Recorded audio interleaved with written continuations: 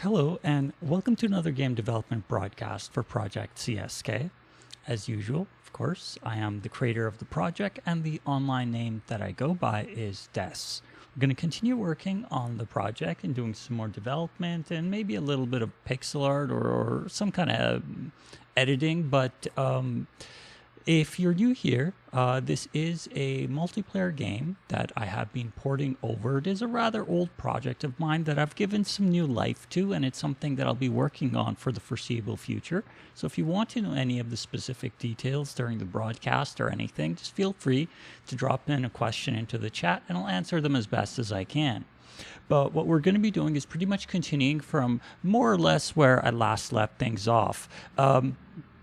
Actually, I was working on it during the week, and I made some good progress on it, on some of the stuff that I was working on. There's still some weird stuff that I don't quite understand.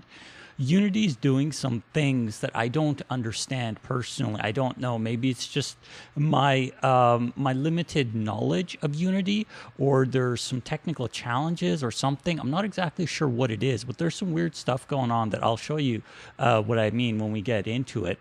But the overall concept of the Atlas, from my understanding at this point, is that simply it works, right? You use the Sprite Atlas to make your textures or your sprite sheets into one large image called the Atlas, and it will manage it, and you can pull whatever images or sprites that are nested within this atlas by using a string query, which is stored likely in their dictionary, and you get access to the sprite. And then from the sprite, what you do is just grab the texture outside of that sprite and use it. Therefore, I am calling it a texture atlas because that's what I'm using it for. But we're going to continue working on that concept. And I recently got it working too, to the point where, are we on the right screen? Yes, we are. Okay. So let me just show you where I got it to. This is a test scene that I made just for the purpose of testing. That's why there's a button here, but you can see that it does render. The visually, it's a little pixelated. That's because I'm continuously changing the scale and whatnot. Just ignore that, but it is pixel art after all. So you can see that that image is being rendered, and it's in 3 layers. So let me show you one of the interesting challenges that I don't understand what Unity is doing here. So let me show you this, because this is one of the ones that I got stuck on for a little bit, and then eventually I was like, you know what, just forget it. I'm just going to move on, and then I'll look into this later. So we're going to go into, yeah, okay. So the image is broken up into 3 pieces, right? It's 3 quads or 3 planes or whatever you want to look at it. So it's 3 textures that are layered, and they sandwich in between them the icon, and the icon is displayed. So when I run this, right, the textures are loaded and they are scaled within this quad to create this, right? So that's 3 pieces. And if we were to split them, so we got the back, right? We got the front, and in between, we got the icon, right? But check this out though. So notice the sorting, right? The back is in the back, right? The icon is in the middle, and then the front is the one in the front. And you can see that they're clearly, right, when you select these, you can see that there's some space in between them. But watch what happens when I move the icon down. Oh, it's because I separated them so much. Let me redo that. There seems to be a sorting complication, right? So now that they're sandwiched, right, there's a little bit of distance between them. For example, the back, right, has a offset of 0.0001, right? So it means it's pushed forward by 0.0001 units of measurement, right? The icon in the middle sits on 0, meaning it's not pushed locally. And then the front, right, sits at minus 0.0001, meaning it's pulled back by 0.001 measurements or of units, right? So here's the icon. It's sitting in the middle, right? But they're sandwiched together. Watch what happens when I move it up, right? Nothing, right? You can see that it's being moved up, right? Not a big deal. But what about when I move it down? Watch what happens here. Notice that? So at the 50%, so at 0, once it goes below 0, even though it's in between these two, right, it gets sorted incorrectly. So you can see that a little bit more by moving these just a tiny bit, and you can see that position, whoops, wrong direction, even though the Y position, or sorry, the Y position going vertically up and down should not affect the Z position, meaning in terms, or sorry, should not affect the Z sort. It does, which I find very strange. Okay, so I moved this one forward. So now it's at 0.006, just to move it forward a tiny bit. And then I'm going to move the back by 0.0008. So now there's clearly a difference in between them, right? So watch this though. The icon moving up, okay? It actually goes in front of the top layer, meaning it's sorted incorrectly in front of the top layer. And then when it hits the 0 point, because it's sorted on its center point, it goes behind the back layer. Even though I'm moving it up and down vertically, right? I'm not moving it back and forth, but the sort, even though it should still always be shown in the middle of these two planes, it actually gets shown behind. And I don't understand that. That doesn't make sense to me, because objects should be sorted on their Z plane, right? Graphics, specifically models, like that's why, like, you know, this face of this cube is above this one here, right? It doesn't make sense for this one to be sorted in behind this face here, right? Like it just doesn't make sense, right? Because it's the distance, meaning the Z depth, is used to determine what goes in front of the other, right? Which is really strange. But then it gets stranger too. So the more you give them distance on the Z, the more that Y offset is affected. So this is at the 0 point, right? So icon at 0 point, so at Y0, if I go down, I get sorted behind. If I go up, I get sorted in front, right? Which is wrong, because you would expect that in a 2D sprite, because you would do a Y sort, but not when you're doing a Z sort. That shouldn't happen, right? So here's the interesting thing though. If I move the back farther back, and if I move the front farther front, then this affects the sort on the vertical Y-axis as well. So now, whoops, when I grab the icon and we move up, right? See, at this point is when it goes and it gets sorted in front of this. But when we go down, now it takes more for it to get sorted behind the other. But at a certain point, there you go. So at this point now, it gets sorted in behind the back, which is, again, not correct. This should not happen, right? You can see this anomaly here. This should not happen. This shouldn't be sorted in behind the back bubble. It should be in front, but it's actually sorted behind, which is incorrect, right? So this is something I found very strange, because I was trying to figure it out, and I was like, is this me? Am I doing something wrong here?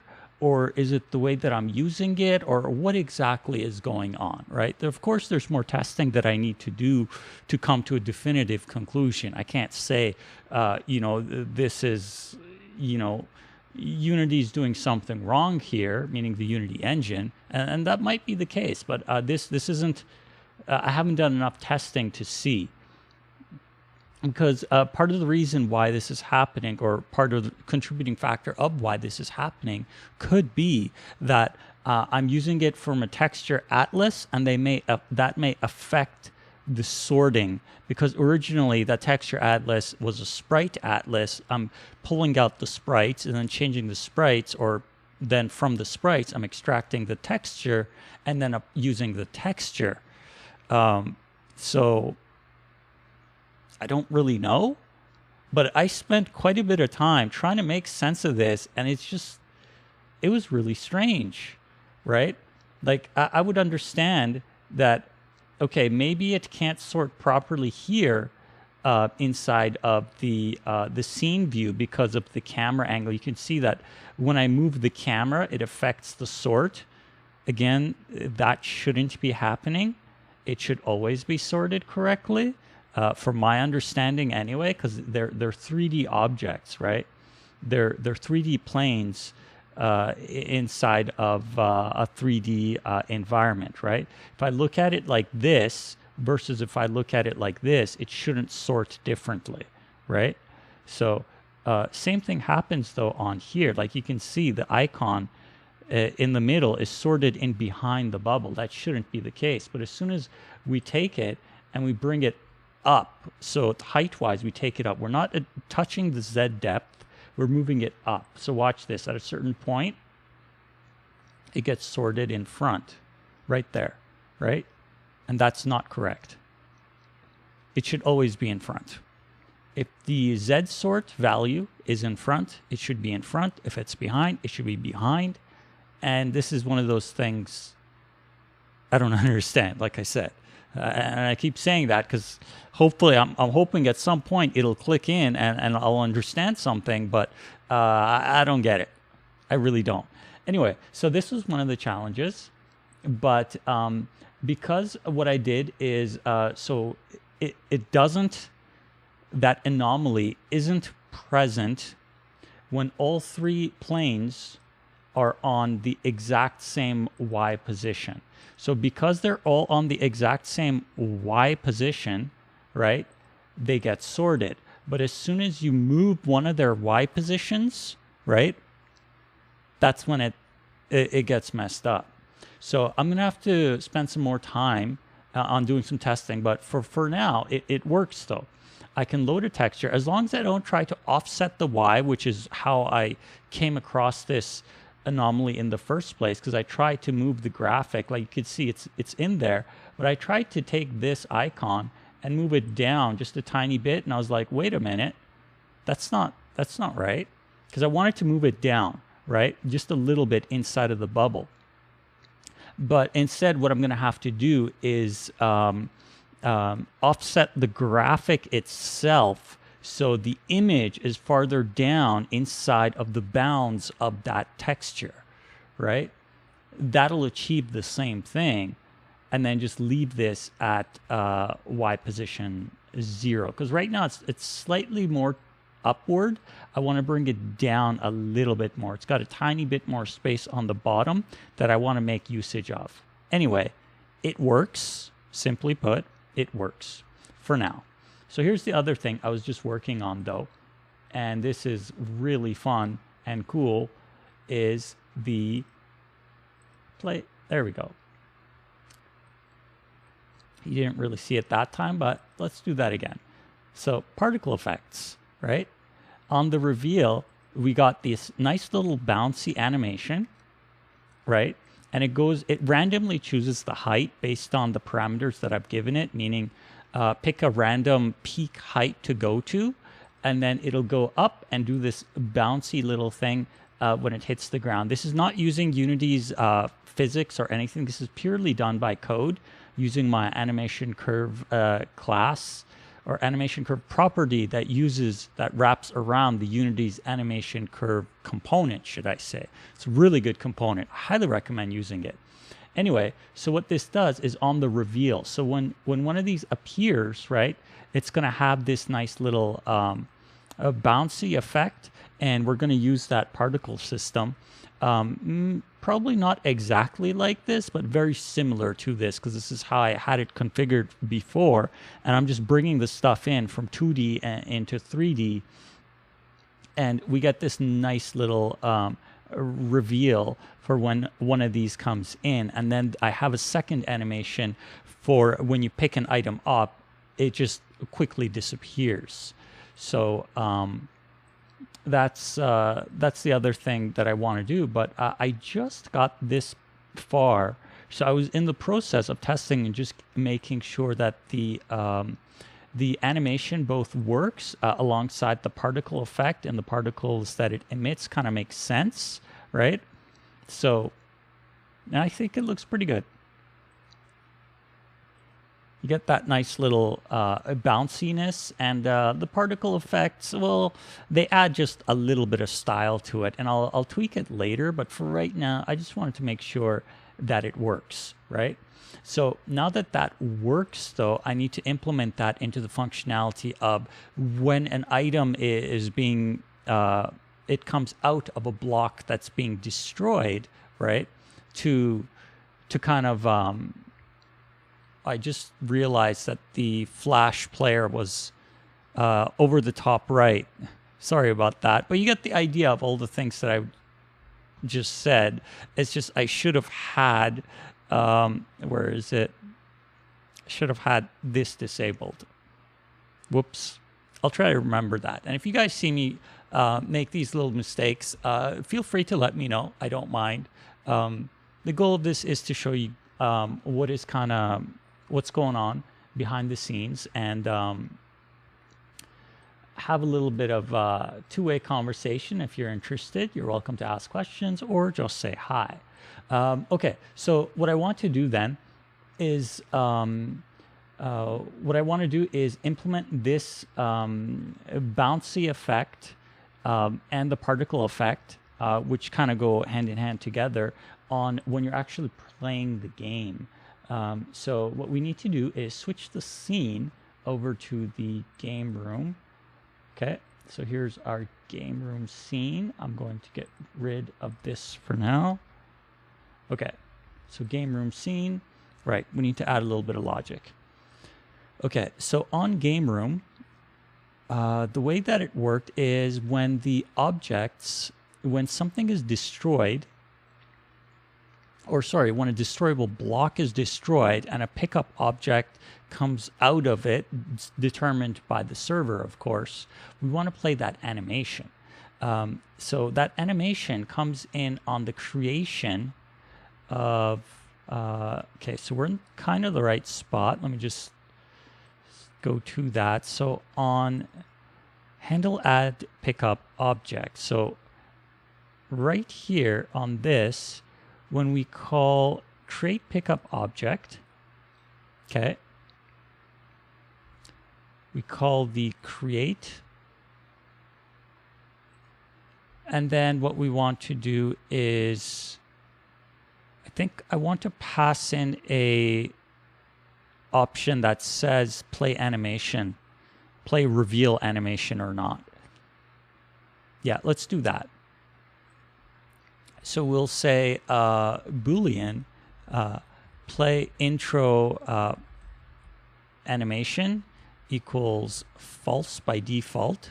Okay, so then if we pass that in and we say yes, we want you to play intro animation, right, then we want to play it. So this should actually return us the pickup object. And it doesn't, but it should.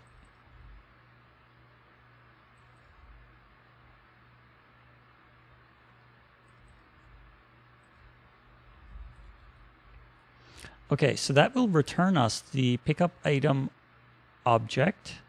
So that means at time of creation, And of course, we'll be using the object pool system that I have currently disabled right now because I'm in the middle of transitioning. I don't want to add additional complexity. So if it is true, what we want to say is when we get the return of, what was it called? Pickup item object, right? When we get it returned, what we want to say is play animate play intro. I forgot what the function is called, but I think it's this one. So let's have a look at it. Yes, it is. Okay, so that is the right function we want to call. Some of the other stuff I have disabled right now. Again, the colliders are disabled. The object pool system is disabled, and we need to use 3D colliders, not 2D. Okay, so if we pass this additional parameter in, and that's what I want to do here. Whoops, wrong location. Okay, so if we pass that in, that should work. Let's just check to make sure that it will safely do that. Particle system. So on destroy, where's the destroy? There we go. Destroy. We want to say particle system dot stop. Okay, so we definitely want to stop it on the destroy. And then there's also the animation stuff. We want to stop that as well. Just so we're cleaning up after ourselves. Where's the animator?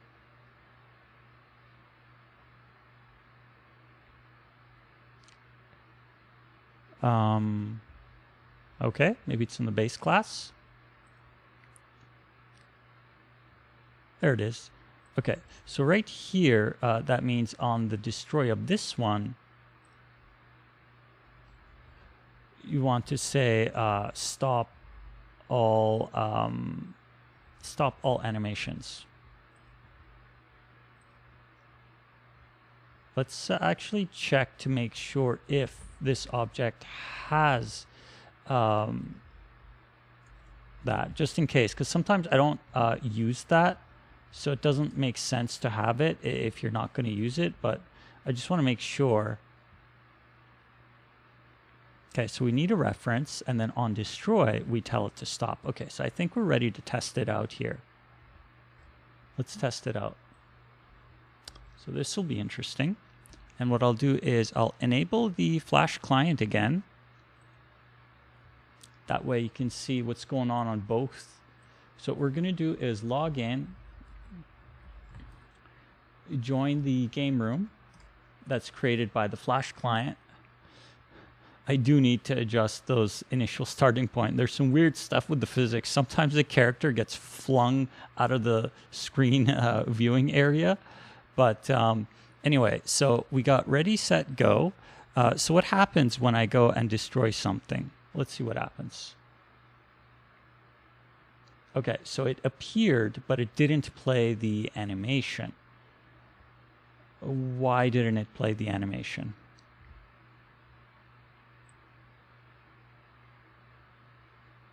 That's the question. So it appeared, but it didn't play the animation. Actually, let's check if there's any errors first. Let's check that first.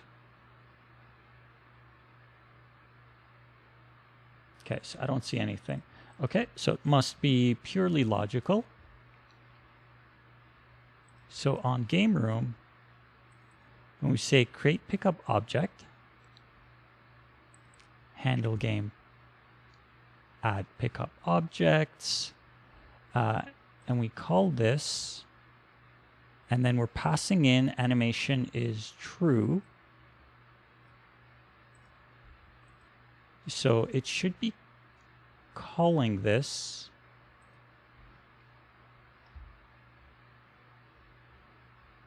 Right? Yeah. So let's just put a debug here. Debug.log. Let's color this actually. We'll just apply a little bit of a color to this. And if you're not familiar with the coloring system, you can color anything you want in the Unity console. It's just like HTML. If you just wrap it around some color tags around text, you can make a rainbow color. You can use any coloring that you want using hex colors. So what I'll use is color. We'll go with a green, just so it stands out. And then we'll say animation play intro. Let's really make it stand out. And then this will be item ID. Yeah, so let's add that in there as well. Okay, so that when we call this function, it should really be noticeable. So let's go ahead and try that again.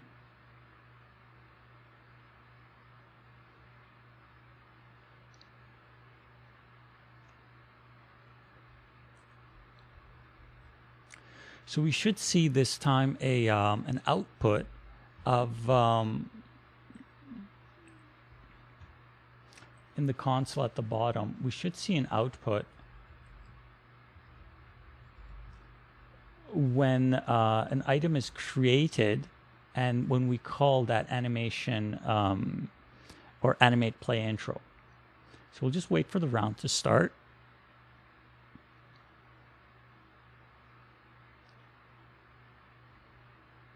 Okay, so round has started, set, go.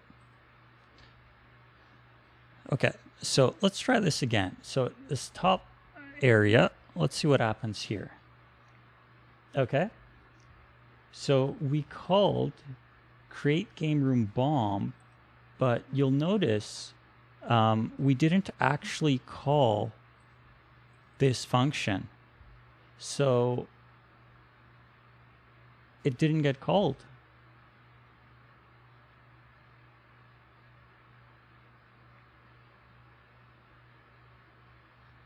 For whatever reason, it did not get called. So that means create pickup object.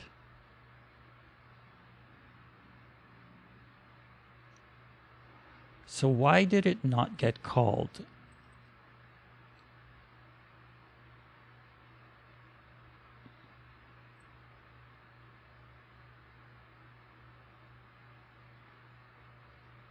What happened?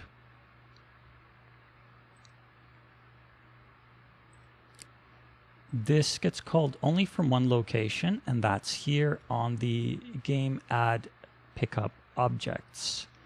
Go through it, we create the object. If the object wasn't created, it wouldn't have been displayed. So maybe it's right at this point. Maybe it's this if condition that I put here. So what we'll do is we'll put in debug.log and we'll add another color. So we'll say generic functions dot format text color. We'll put our message here, and then we'll say generic functions dot color. And let's go with something a little different on this one. We'll go with some purple. Okay.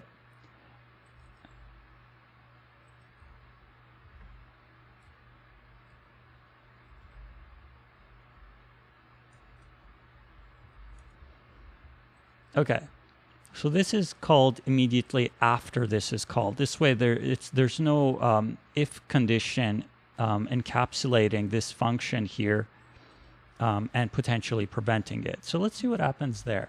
I think I might know what's going on here, but not completely sure. So let's try it again. and see what's going on and see if we can identify the cause of why that animation is not playing.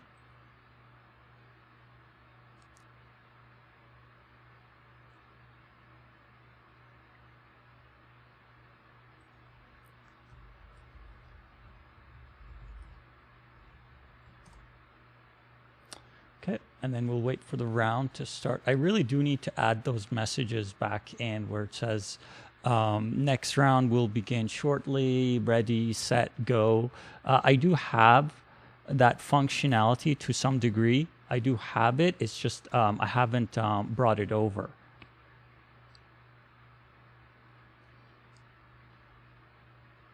Okay, so let's see what happens. Same idea.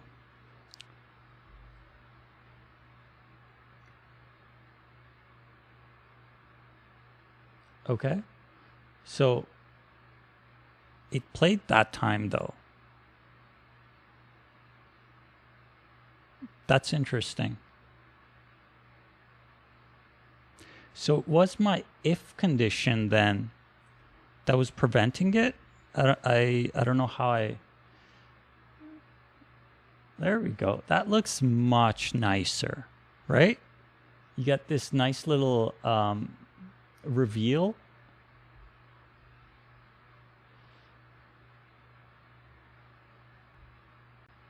Yeah.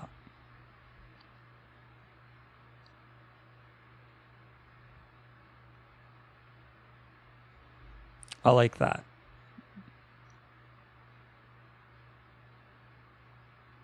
Okay.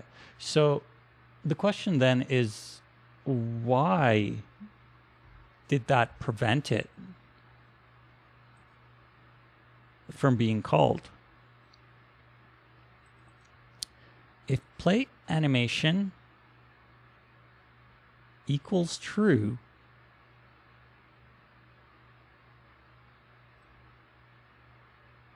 and we were passing in, clearly we were passing in true, but it was not hitting that condition. I haven't actually modified any logic. That's the strange part. So then let's approach it a bit differently then. Okay, so we'll bring the if back. And we will copy this. And what I want to see is the value of this.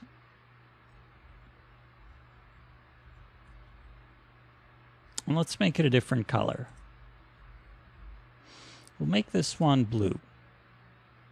Okay. So now we're back to doing the conditional check to see if condition is true. If it is true, we will play the animation. Okay. And if we look at it, there's really... So the default value is false, but when we override that value, and we do here, it should be true.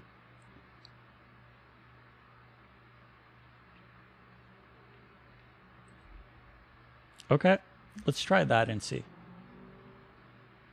If that value is true, then it should be playing the animation.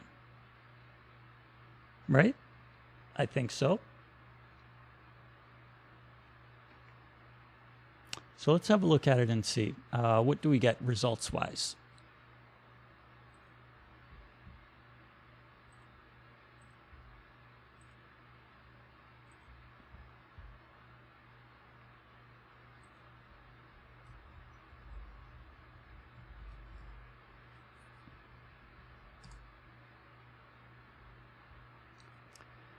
Okay, and then we'll wait for the round to start and see what happens.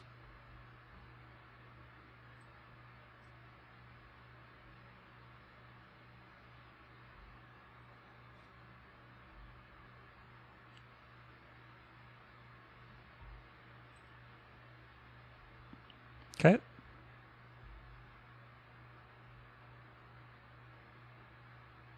Okay, so it played this time. All right, so I'm a little confused. Was it always playing and I just didn't notice it? Was that it? Because now I'm seeing it playing the animations.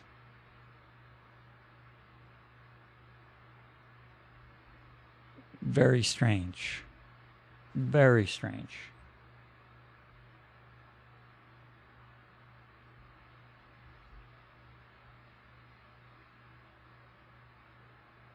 Okay, well, it's playing now. I don't know if I can explain that.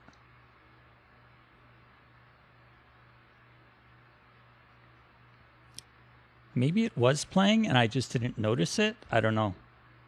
I don't actually know. Okay. Let's assume it is working for now. I'm just going to take out these outputs to clean up the console a little bit.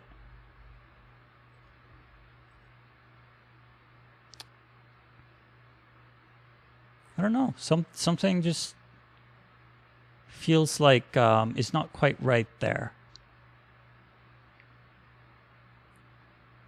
Anyway, so that should be working then. That means we now have objects being displayed. We don't have destroy animation for the blocks yet, and I want to move more of the graphics into the texture atlas. So that's something I definitely want to do. And then I also want to be able to somehow do a performance difference to see if we're actually really getting performance difference of using the texture atlas specifically in the way that I'm using it versus if we were not using a texture atlas. What would be the difference performance wise? I actually want to see that. We'll have to experiment with that a little bit and kind of see what's going on. Okay, I really like those animations. I think they look pretty good. I know the guild name and icon are kind of in the way right now, but I'll get to those later on. Those are just not a priority right now. Okay, those animations look great. The sprites themselves, they definitely have a bit of room for some more iterations of improvement for sure. But overall, I would say it looks pretty good. Okay, so then the next thing is the removal animation. So this one was the destroy, or sorry, not to destroy, the creation or the reveal animation. The other one is when you go to pick it up, it just kind of shrinks down really quickly into nothing. Later on, I'll do some more stuff, of course, but what I'm thinking is just to do a quick same as before for now to keep it consistent, and then later on I'll be coming back and tuning the particle systems, the animations, and just the overall effects, right? But for right now, I'm not too concerned about it. I just want the functionality. I want the core systems to work without crashing and be stable and robust. Yeah, so that's really the goal. Is functionality first, and then we'll come back and do some iterations of polish and making it look all nice and all that stuff much later on. So the next step here is I want to do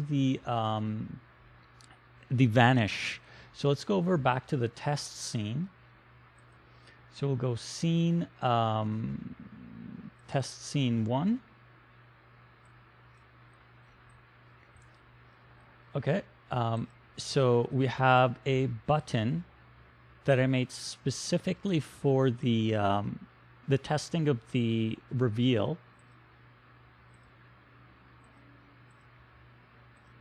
Right? So what I'll do is I'll just duplicate that button. So we'll go here, test buttons. Should probably name it better. So this one will be intro, and then and then I'll just take this and duplicate it. And this one will be the exit animation. Oops.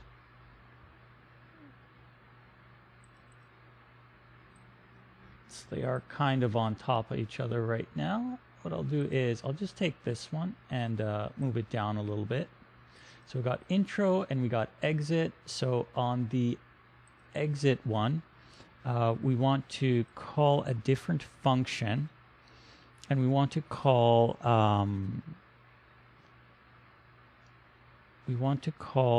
pickup item object test reveal. What we wanted to do is play the exit animate play outro. So we got animate play intro, and then we have animate play position from 2. Yeah, where's the outro? Test reveal. Is it not? Play outro. There we, oh, okay. Not what I was thinking. I thought there was an actual function there. So how do we animate and recycle? Okay, let's see what this one does, because this is a part of the object pool system, which we're no longer we're not currently using, and we definitely will be using later. So this just calls recycle, but where's the, yes, animate and recycle is what I want. But it just calls recycle.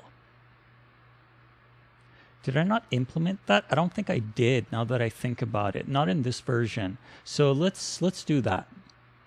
What we'll do is we will create a, actually we'll just use that function that we had. It was play outro. Oh, no, it was over here. Play outro. Oh, recycle is from the base class. Okay, I see. Actually, to make it easier, let's move that over here. So they're in order. Animation property curve. We don't need that right now. That's my custom class. Okay, so this extends from this. I generally like to have them go from left to right in terms of hierarchy, being higher one being on the left, lower one being on the right. Okay, so when we call animate and recycle, what we're calling is recycle. But what about when we're doing the intro? Okay, so we're doing that at this level. Animate play intro. This should probably be moved into the base class.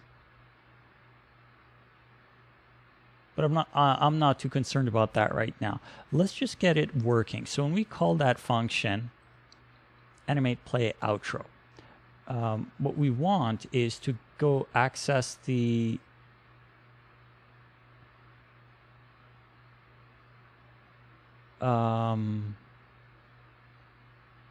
doesn't seem right. Why am I using get component? I should have access to it. I'm extending from it. Oh, because it's private. Okay, so if we change this to protected, then we can access it, and we don't need to call like this. We can just say, yeah. So let's change some of these, and let's fix these up. Animate position from 2. So this will be used later for the world, not right now. But the one I want to modify is the one that we just did, which was play intro. Where was that? Test reveal, play intro.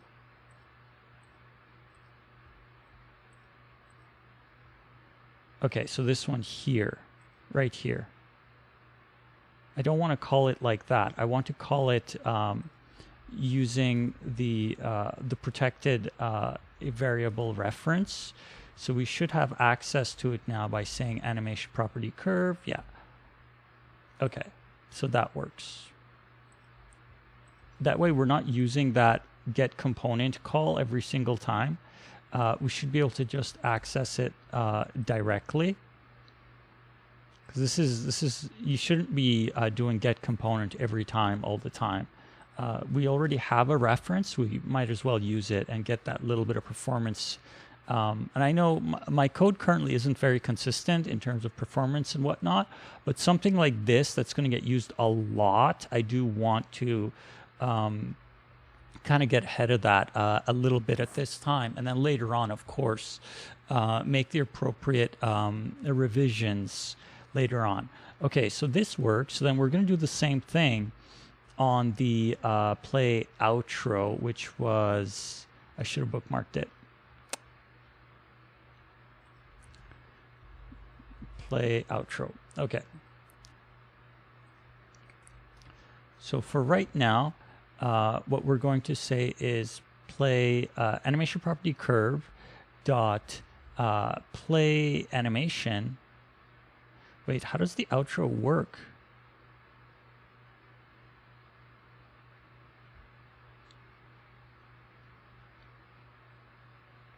I don't remember. We'll need to look at it. So let's clear the bookmarks. Yes, I want to clear the bookmarks, and then let's just bookmark this one location. Actually, let's bookmark this function so we can keep jumping to it, because I'll be doing that quite a bit. Okay, so let's bookmark that one, and then we will bookmark the where's the intro one? I keep going right past it, don't I? Yeah.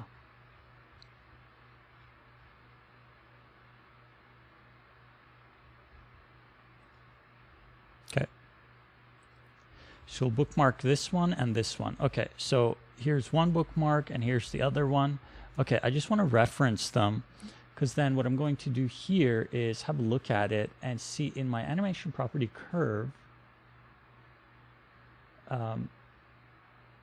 game room, environment, pick up object. Let's focus on to that one.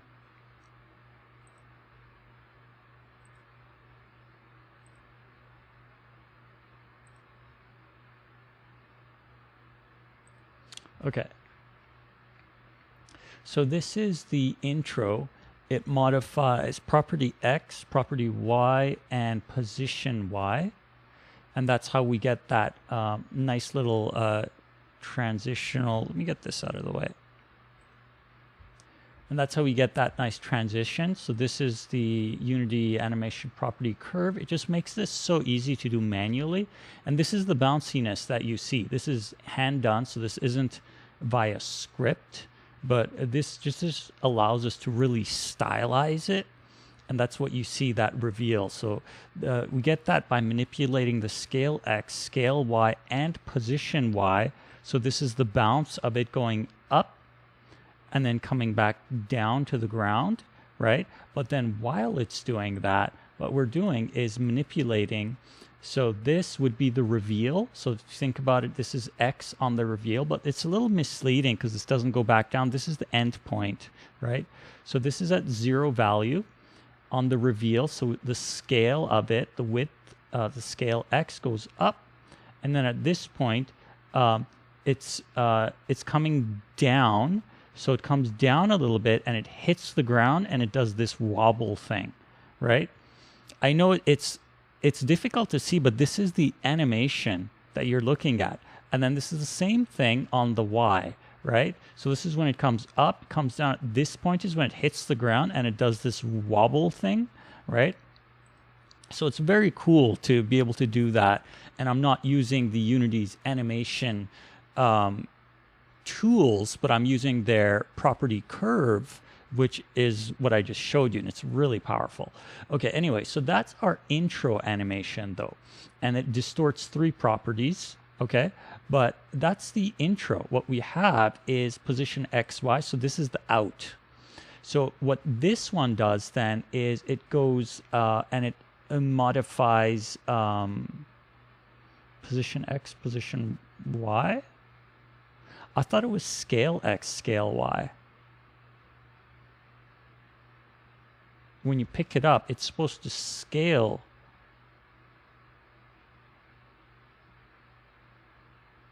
It must be scale X, scale Y. How does that make sense? Oh, it's because I never did it before. Right, I just threw some parameters in. Okay, yeah, we'll fix it. It's actually scale X and scale Y. Or is it? Why do I call it position X, Y?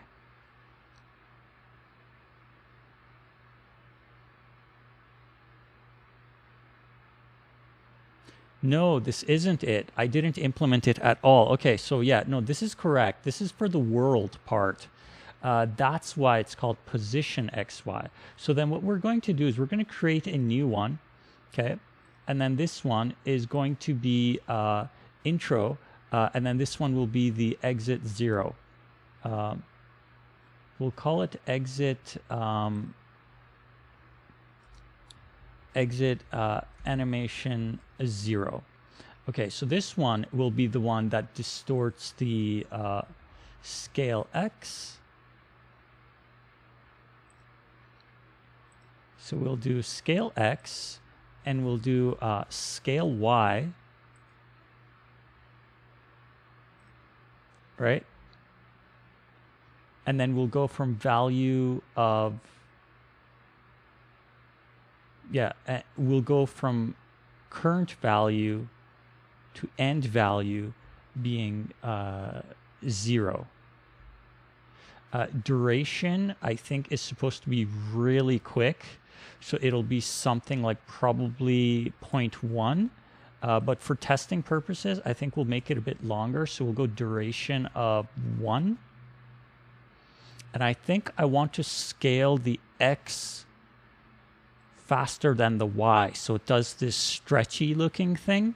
It's going to be very faint, but it's just a little detail, right? I want the X to scale quicker. And actually what I could probably even do is just curve it. Instead of this, what I can do is just curve the X so it scales faster, while the Y just is a linear scale. That we'll experiment with it. But I really like messing around with these things just because it allows you to stylize stuff and do whatever you want with it, right? Of course, this is a custom-made class, and it's not perfect by any means, but it works really well. Like, the entire class is just there to encapsulate this one component made by Unity so that you can do this kind of stuff. This component is so cool. You can just add points and you can just manipulate everything. It's really good. Like, to be able to visualize this, I find it very useful. It's just one of those things that I think Unity did a great job in conceptualizing or visually presenting a tool like this. It's got a lot of uses. But there's still some gimmicks or some workarounds you need to do. Like if you're doing a negative value, or sorry, if you're going from 1 to 0, let's say in terms of scale, you're going from 100% down to 0%. I don't know how to do that properly, so I have to do a workaround.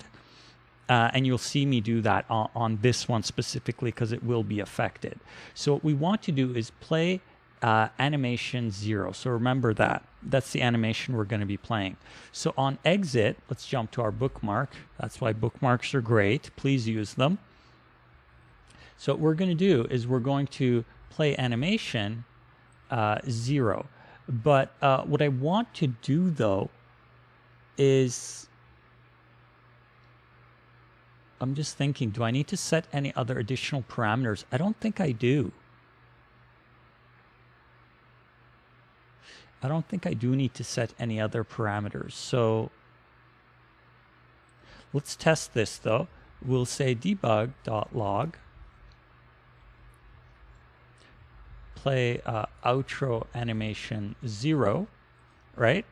So then the code is there, right? It's just a matter of doing the numbers then. So let's go do some numbers. And I hope I was doing those changes in the prefab. I was not. That's my bad. I should have been. So let's okay.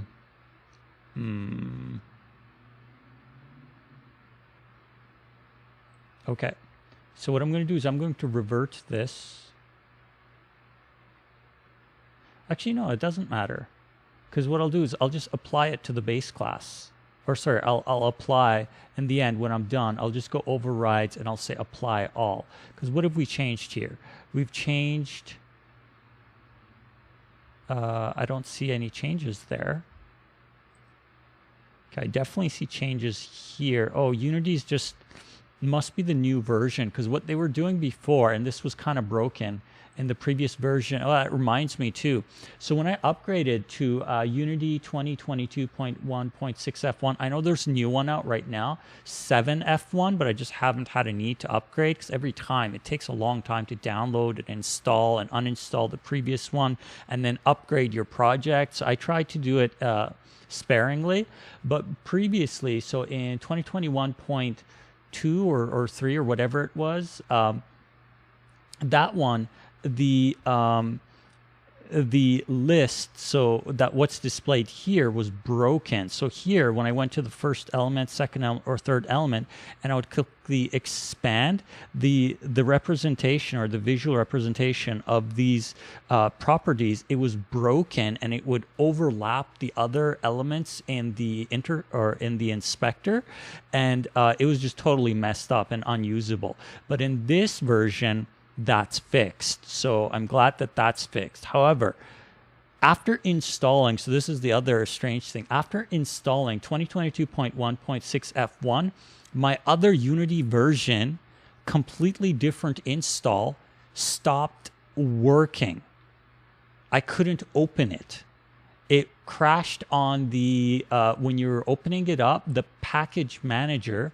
Yeah, it was the package manager. It crashed on me and it wouldn't load. And I was like, oh no, what do I do, right? But thankfully, this new version is not doing that crash. But I thought it was really strange that immediately after installing a new version of Unity, a previously installed version, which is supposed to be completely separate, just stopped working out of the blue. And as far as I know, it wasn't anything that I've done because it was crashing on the package manager.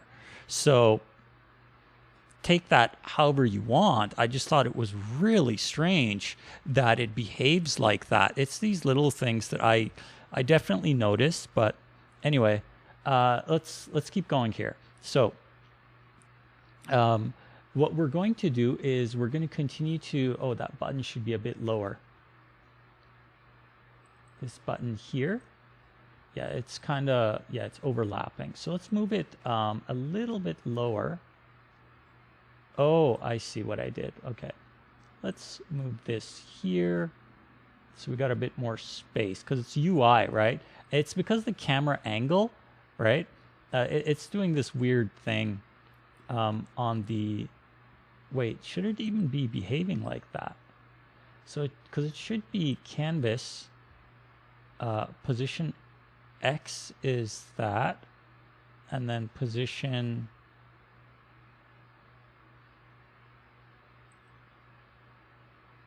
if we go 0, 0,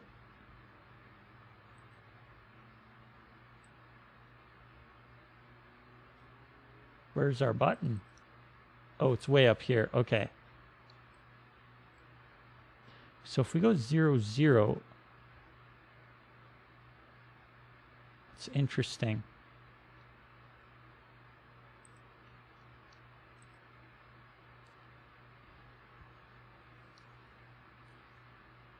Render mode, world space. It should be actually, no, world space is right. Okay, whatever.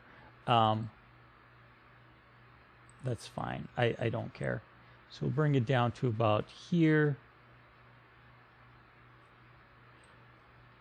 And then we'll modify the X and just bring it. I just want to keep it under the other one. And I know it looks weird manipulating it here, but it's actually what you see on the right side. That's what matters, right? So I just want it to be just kind of right underneath that one. Okay, so with that now, what we can do is go back to this. Right here. Okay, so what we're going to do is experiment a little bit, because right now the intro should work fine. So intro, just as I say that, it's crashing. What did I do? Null reference not set to object reference. What is not set? Object reference not set to an instance of an object. Okay, let's have a look at that. What's it telling me? Play intro is not set. Animation property curve. Interesting. Oh, it's because I changed it from okay, yeah. I changed the it from a private to a protected. So if you don't know the difference between public, protected, and private and their use cases, you're not alone. It took me quite a while to figure that out myself, but once you do figure it out, it's actually it makes sense. It's just in certain use case scenarios you want to use one versus the other. As a general rule, though, start out with everything private when you're first getting the hang of it. Don't make variables public, right? The only way you make it public is you wrap that variable around a getter and setter, also called encapsulation, to make it publicly exposable. That'll save you a lot of headaches down the line when you're trying to debug stuff. Don't make all your variables public. I see a lot of people doing this. Don't do it. The variables that you do make public should only be constants. If you have a constant value, let's say you have an object that has 3 types or an enum or something similar to that, you make that public, right? And you make it a constant. Those you make public. Everything else should be private. Protected, right? So the difference between public is that you can publicly access it from another class or another object. That's public. Private is that you can only access it from within the scope of the current class and object that you're in. That includes when you're extending from another class or extending from a base class, you still can't access the private data of the class you extended from, right? Because you don't have access to it. It still needs to be encapsulated in a function for you to be able to access it, or what I just did is make it protected. The difference between protected and private is that protected, right? Of course, there's more differences. I'm just giving you a simplified version of it. Protected just means that if I extend from the base class, right, because it's a protected variable in the extended class, right, I can still access that protected variable, and you've seen me do that right here with the animation property curve. So this is protected. Before it was private, so I couldn't access it.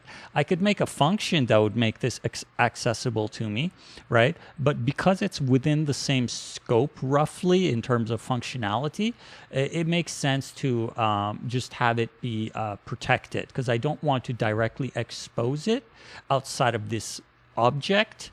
But this object consists of multiple layers. Therefore, I made it a protected variable, so then any layer higher up, so that extends from it, can still access it for future functionality and whatnot. That's basically the quick version of it. So what it was telling me is that the reference to animation property curve does not exist. I just need to reset this reference like so. That's it. Okay, so now when we run it, intro should work. It's exit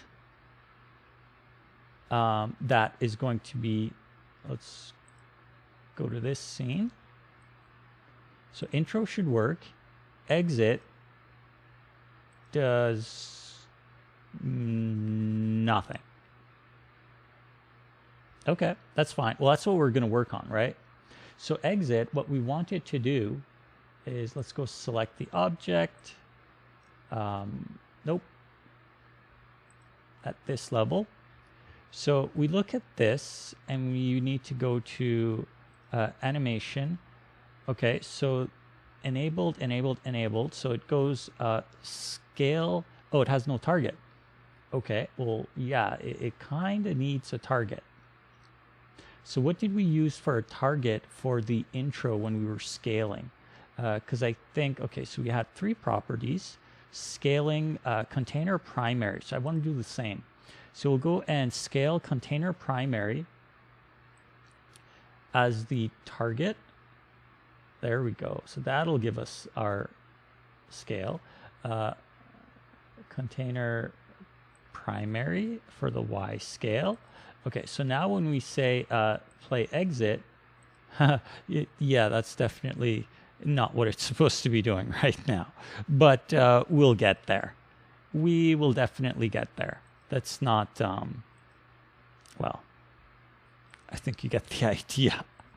It looks a little strange. Okay, so we need to do that. Let's see, what else do we need to set? Oh, right, we need to do that workaround.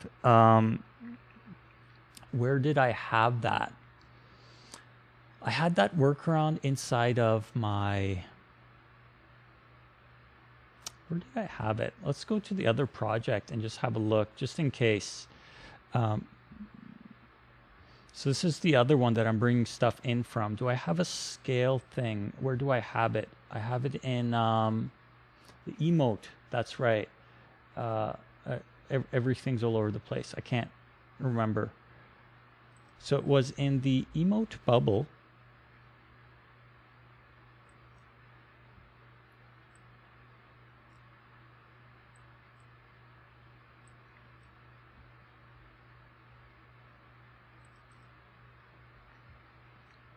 So in the emote bubble, we had that scale. Okay, so we got intro 1, intro 2, and then we got our exits. Okay, so inside of the exits, so here's this thing that I had to do. So we have to say start value. Right, that's what we need to do. On the right screen, yes. So we need to say start value 0.099.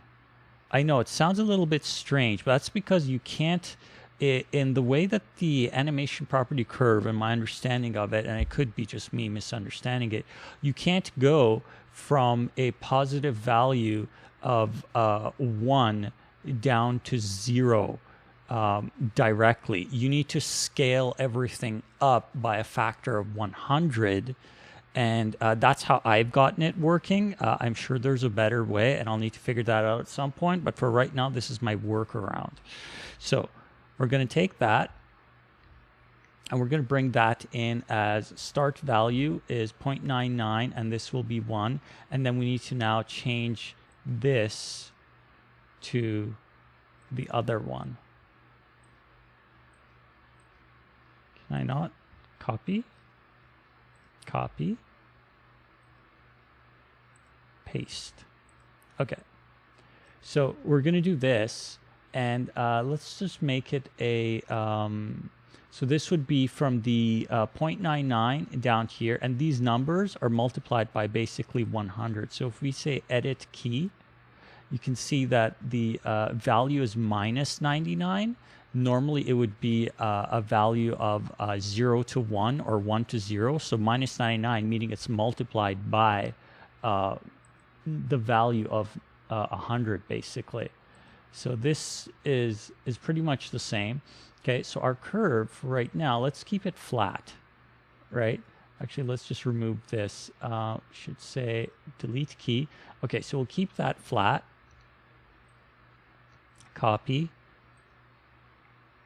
Paste. Okay, and then right, we need to do the same.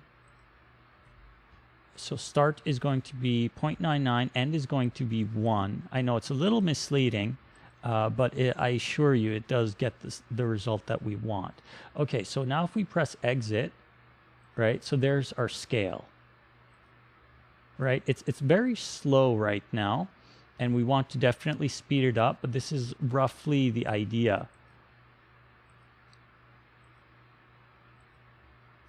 it's going to go a lot faster.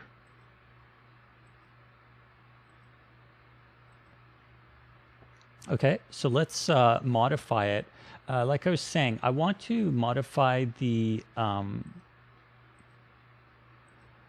I want it to have a little bit of a stretching effect. So I want to do the X a little differently than the Y. So the Y looks like it's a bit more stretched. So what we'll do is we'll take the X and we'll scale it down. So let's try something like this.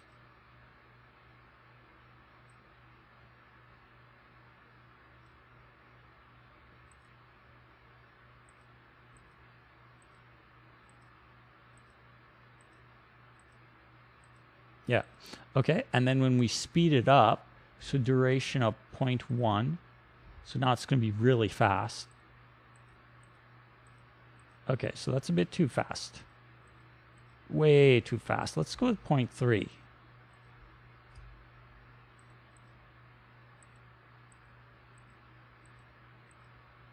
Still too fast. Can hardly see it. Okay. Let's go with 0.5 then. So it's at half a second now. I think that's a bit more reasonable. So when you go to pick it up, it just vanishes instantly like that. But what I noticed though is the shadow only scales on the X and Y. We need the Z as well. Otherwise, it looks a little distorted, right? So the shadow caster, it creates that little awkward looking shadow, which doesn't really, like visually, it doesn't make sense. So I want to fix that as well. Okay, but since we got this far, what I want to do, and this is what's really cool about using this, is because if you stop it, you lose all your progress, right? So what I want to do is click here and say copy, right? We will copy component. When we stop it, we lose all of our values, all the things that we just set, right? So then because it's copied to clipboard, and you'll notice it's not here, these values, they'll change back. So on the exit, let's collapse this. So watch these pop back to where they were. Click on the three dots and say paste component values specifically. And there's the values that we just set, right? And yeah, that's it. And then what we do is we go overrides and animation property curve, and we apply it to the prefab itself. And Unity crashes. Awesome. Okay, so I just lost my work, but it was minor. I had it saved. So this is the newer version of Unity, and I've been getting this quite a bit. So for those of you that are going to be using the 2022 version, like the one I'm using, expect this, quite a bit of it. Average once every hour, roughly, when you're working within Unity. But I'm not too concerned because I trust those guys. They've done a phenomenal job, like I said, and they do keep it going. So chances are the new version, the 7.1 or 7F1, probably addresses some of this stuff. I just haven't had the time to download it. So what I'll do is, oh. No, actually, I got the right project. For a second there, I thought I opened the wrong project. Yeah, okay. So I'll need to redo that.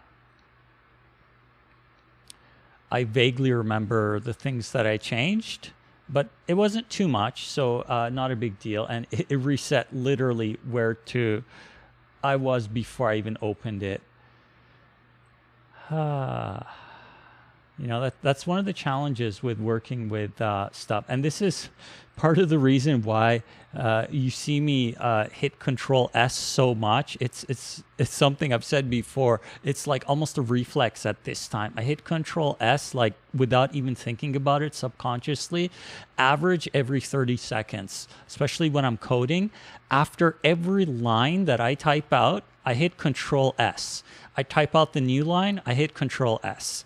I type out the new line, I hit Control S. That's how often I hit Control Save. And I do this habitually because of the programming that I've done before, specifically working in Adobe Flash from back in the day. That's when I really started using it quite a lot. And it was Adobe Flash, it was Photoshop, and some of the other applications. They were just so unstable back in the day that, and these were the public releases, right?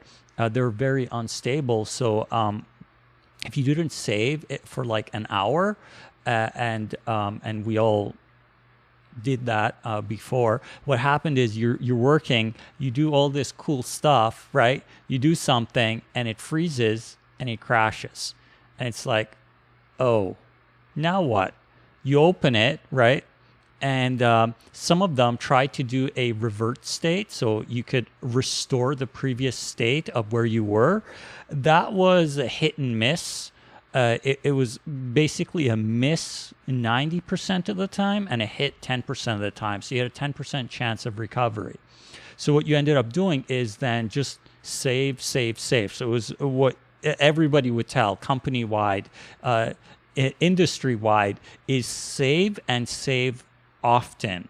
And if an application is misbehaving, not doing what it's supposed to be doing, and you can tell there's some anomalies, don't save, right? Close it, and then reopen it. If it's still doing that, don't save. Close it, close all your applications, restart your computer, bring everything back up, then start using it, right? It was this whole, like, we've gone so far, and it's for good reason, right? But still, you're going to get some stuff. And this stuff, I don't fault them for it. The stuff that I write is not perfect either. It takes me a while to stabilize it and to make it something that I can say this is usable, which is why the users don't get access to this very early alpha stuff that I'm working on. So it's understandable. It's my choice to use this version of Unity. I could have just used the LTS version, but I wanted this version. I want to stay on not the alpha, but I want to stay on the public beta. Their alpha is a bit too experimental for me. Okay, so anyway, let's see. What did we lose and what did we keep? I think the button should be kept. Yeah, okay. So, oh yeah, I can see that right here. So we got the button. Let's see how far back do we need to go. So button calls the correct function, play outro. The code stuff, nothing's changed, of course, because that's saved. It's just purely what's done in Unity. Okay, so then I think it was just the this object here is what I'm thinking. Like when I was doing the exit animation. So we got layers, we got this here. Yeah, okay, so that's what we lost. Oh wait, it did. I did save it. So I saved it, and I didn't even notice it. So I saved it, again, I do this subconsciously. I saved it right before I went up here and I tried to do the overrides. That's where it crashed. It's on the override. So I did actually save it. We didn't lose anything. So if I click play on this, it was just, it failed on applying the overrides to the prefab. That's the point that it failed on. So we'll go back here, play our exit, and there we go. Okay, so we still have that. Okay, so that's cool. What I'll do then is I'll again try overrides, animation property curve, apply all. Okay, so that time it worked. That worked. So that's good. Okay, so now that that's applied, what I want to do then is I want to add another one. And I think this functionality may not exist because previously I was using this primarily on 2D. So I didn't really have a reason to add scale Z, but I do need the Z scale. So let's go into it and see. What we want to do is we want to add another distortion property. So we'll click the plus sign here and we'll say scale Z. Do I have it? Oh, I do. Okay. Okay. I didn't think I had it. Let's go have a look at that code actually. I'm curious if I actually implemented it or not. So this is my code of that component that you see. That's totally awesome. So let's look at scale Z. Yep, it's implemented. Okay, cool. So we can do that as well. So that should take care of that weird anomaly. Container, scale, enabled, duration. I want to keep the duration the same on all of them. Start value, end value, and then this works fine. Okay. So then now, when we play it, the Z should scale similar to the Y. That way we won't get that stretched out looking shadow. There we go.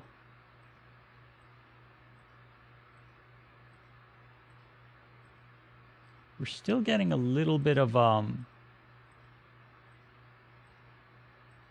anomaly. Oh, is it because I distorted the Y scale? Okay, that must, or the Z. Let's reset this. So let's delete key. This one. We will go flat. Wait, no, not flat. It is auto. There we go, auto. Okay, so let's go with that and see. Yeah, okay, so that's it. It's because I, it's because the shadow is nested. I want the shadow to be scaled with the rest of it, but I don't think anyone will notice. I want that slight distortion of the X. I do want that. I don't think anyone will notice, personally. So this is a trade-off. So I'm going to intentionally do this.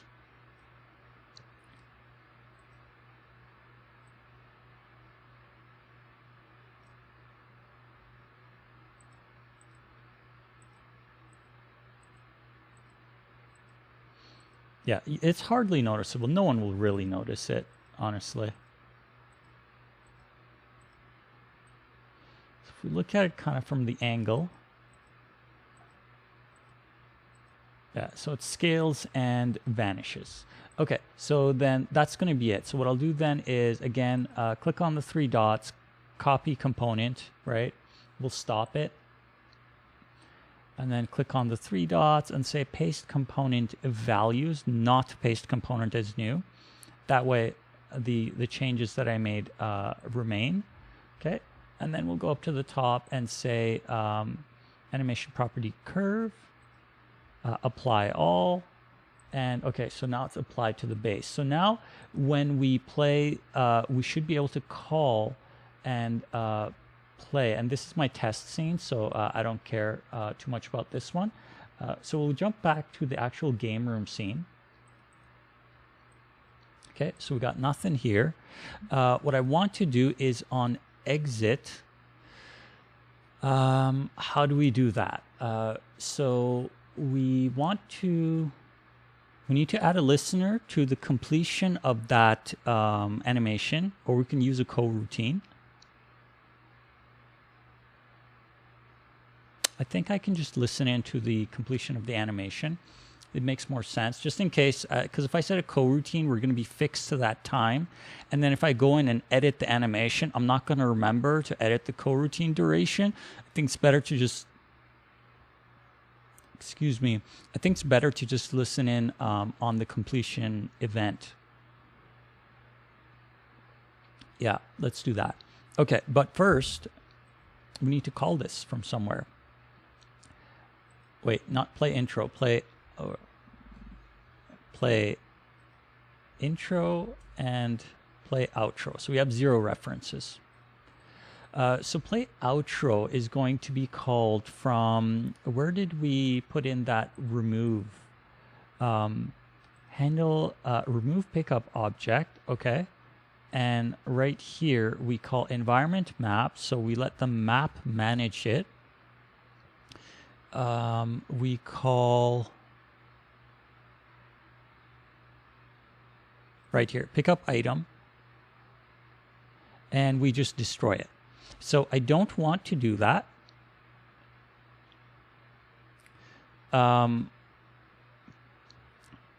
For right now, we will not destroy. However, we will remove from the dictionary, and we will call animate and recycle. Even though the object pool system is not implemented, we will be using it. So I'm going to call animate and recycle. Animate and recycle. We'll call recycle. Okay, so that's, what did I call that again? It was animate play intro, animate play outro. Okay, no, we won't call recycle yet, just because it doesn't, it's not implemented yet. Instead, we'll call this function directly, animate play outro. Okay, and then on play outro, we remove it from the dictionary. On the completion of this, we'll tell it to destroy.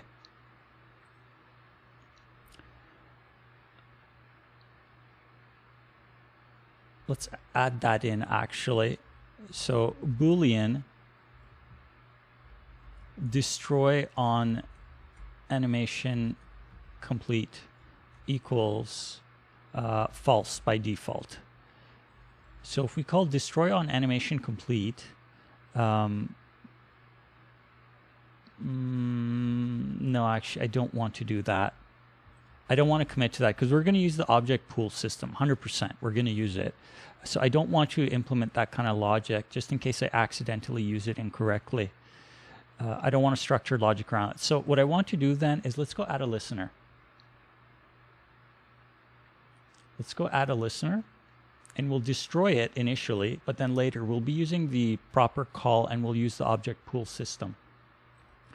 So game room, actually, let's just jump to the pickup item. That's our prefab right there. It's going to happen all inside of the prefab anyway. So over here on complete, we want to say on animations complete and animations complete detailed. So I want this one. Okay. So what this does is, this one is a different way of handling it. So what we're going to do is it's going to call back to a function, and we're going to know exactly which animation completed. I'm going to use that logic to determine what action we're going to be doing. This definitely needs to be cleaned up, but let's drop it in here for now. So it's public void animations. No, we'll call it handle animations complete, and it takes 2 integers, int a and int b. I don't remember what they're called. I'll find out in just a second, but it takes 2 integers. Where's my animation property curve? Just give Unity a sec to catch up. Actually, I could have just done it here as well. Nope, from the base class. Animation property curve. So when it calls back, so the detailed one is calling animation ID and animation type. Okay. That's what I want. So that's what I'm going to call that function that we call back. I should have bookmarked it. It's okay. It's right here. So let's bookmark that for now. So int A is animation ID and B is animation type. So what we want is we want to see the animation ID. So if how did we do that?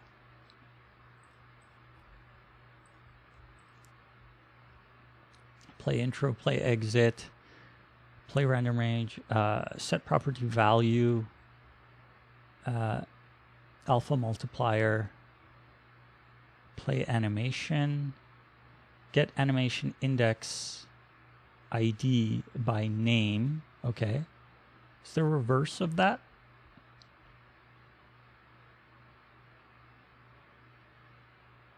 I don't think there is. I thought there was a reverse lookup of that. Anyway, we know it's index position 2 because it goes by index, right? So, and the reason why I say that is because, where are we? Over here. So this would be intro is index position 0, position XY is index position 1, and exit animation 0 is index position 2, right? So that's what I'm looking for on, did I not bookmark it? There we go. If animation ID equals 2, 2 equals animation, it equals exit animation 0. So on that, and not the other ones, because we don't want to grab the wrong one, what we want to do is call destroy.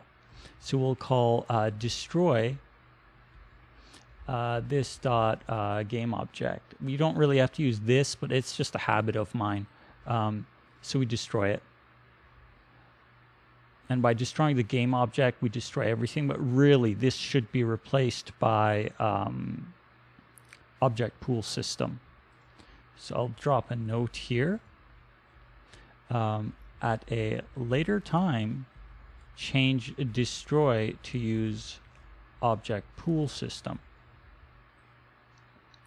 Okay, but for right now, we just want to destroy it. I don't care about the performance right now. So it should play the animation on animation complete. On this animation that is the exit animation, we just want to destroy the object. So this is where it gets triggered, plays for about half a second, I believe is what we had it to. And then over here, on complete, we go and destroy that object because the animation is complete.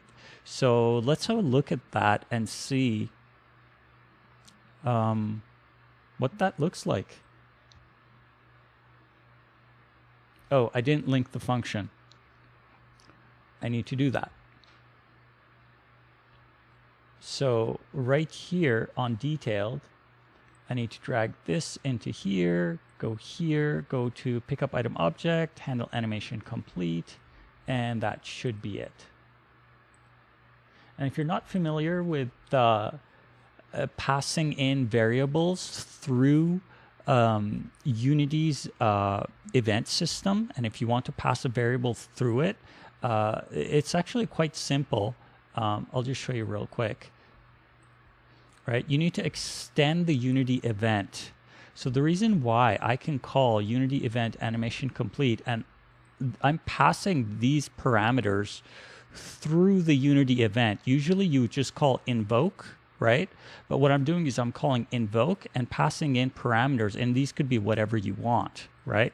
And the way that that works is by extending the Unity event. So here's the one that I'm using. So you want it to be system.serializable, of course. Public class, your class, extends from Unity class, Unity event base class, and you pass in int, right? In this case, I'm going to be passing in 2 integers, which is why you see me say animation ID and animation type, right? And then instead of using Unity event, you use this instead, like this here, right? So then you say serialized field, Unity event animation curve, whatever you want to call your variable. And then when I go to call it, I can pass in. So this is the int, 2 integers, right? And you can pass anything through. You could pass in a game object. You could pass in any reference, any object that you want. It just helps. So then for me, when I pass it through, right, I go and I capture it right here, right? So when it calls this, I'm passing it through and I'm capturing it here. So you got this nice way of managing information being passed through. So now this should be working, and we should see the exit animation. And then it being destroyed afterwards, of course, which I will check.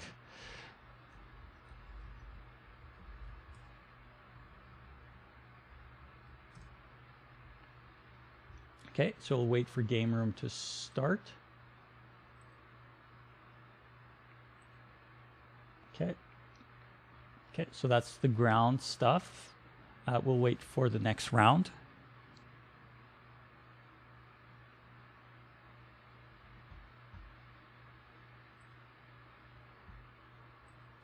Okay, so there's no pickup items yet, right? So I will go and destroy a block. Okay, so we see 2 intro animations. So now there should be 2 pickup items added to this list, and there they are.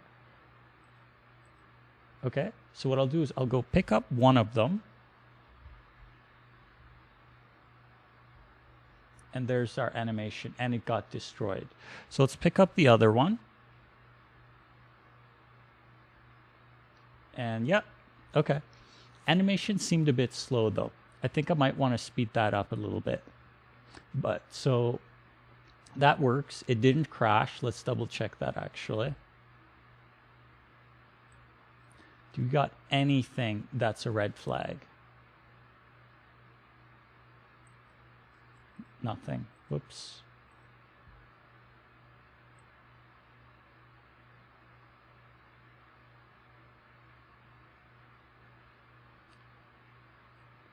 Okay, yeah, so I don't see any red flags. I think that worked quite well. So when we go and pick up items, they should animate both on entrance and on exit. And there we go.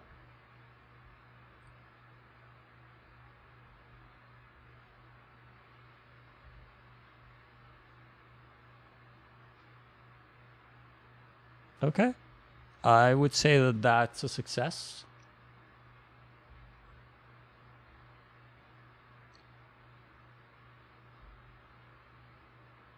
Animations seem a bit slow. I'll want to speed them up for sure. And we don't have explosion or destroying of the block animation either, like we do in the Flash client. When those get added in, it'll look visually better. But for right now, I'm pleased with this so far. I do want to modify that animation. 0.5 I feel is way too slow in terms of the removal animation. I want it to be faster than that. And eventually when we have sound effects, the sound effect will match that speed as well. So let's go in and just quickly modify that. Actually, let's go to the test scene.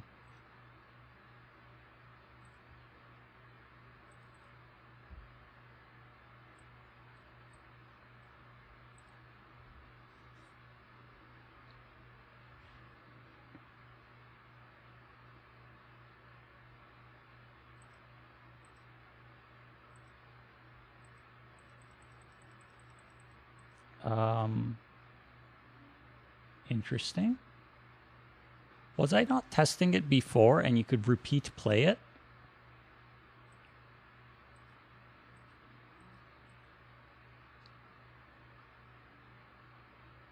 Oh, it gets destroyed.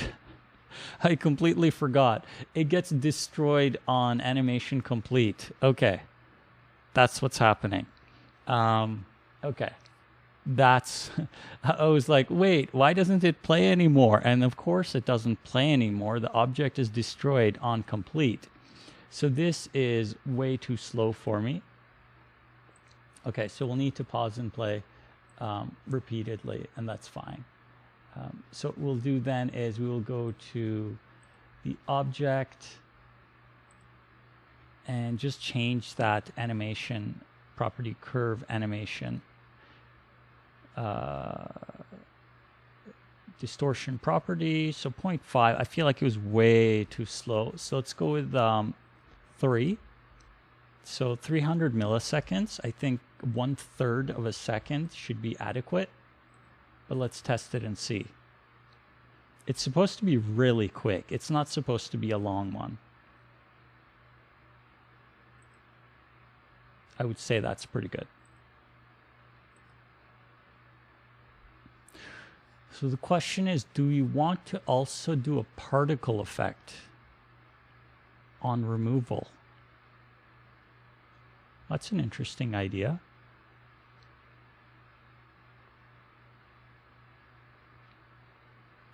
Let's try that. I'm curious to see, what does it look like if we do a particle effect on removal as well? We can do a quick... Let's just see what that looks like.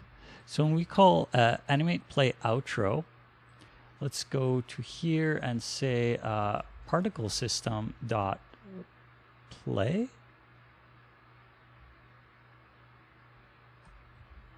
I think that's how I used it, right? Particle system stop play play play play. Yeah, okay. I think it's just play. Let's have a look at that and just see, what does that do?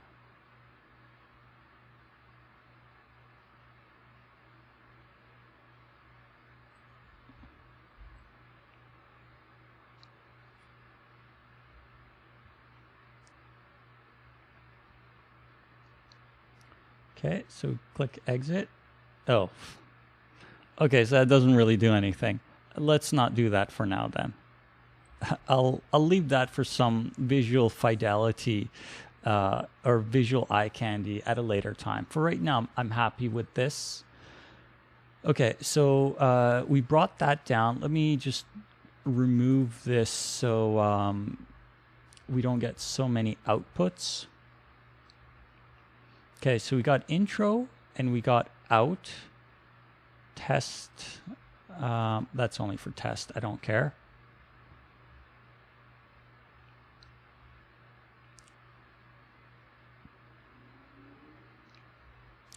Delay before can pick up is 0.7 or 0.75. That's for the duration of the animation, because you can't pick it up until it lands. Let's see. Yeah, this looks good to me for now. Again, the object pool system is definitely something I'll need to implement into this. And then later on for the world, when we do pet combats using the pet combat system, there's pickup objects. There will be some more different kind of things to the animation. It won't just pop up and land. It'll go to a different XY location, or in this case, an XZ or Y location, potentially. So, but we'll get to that stuff a bit later on. For right now, I think this is okay. All right, so what's next? We got the animation intro. We got the animation exit. There was something else I was going to do, and it was on my mind, and I just completely forgot it.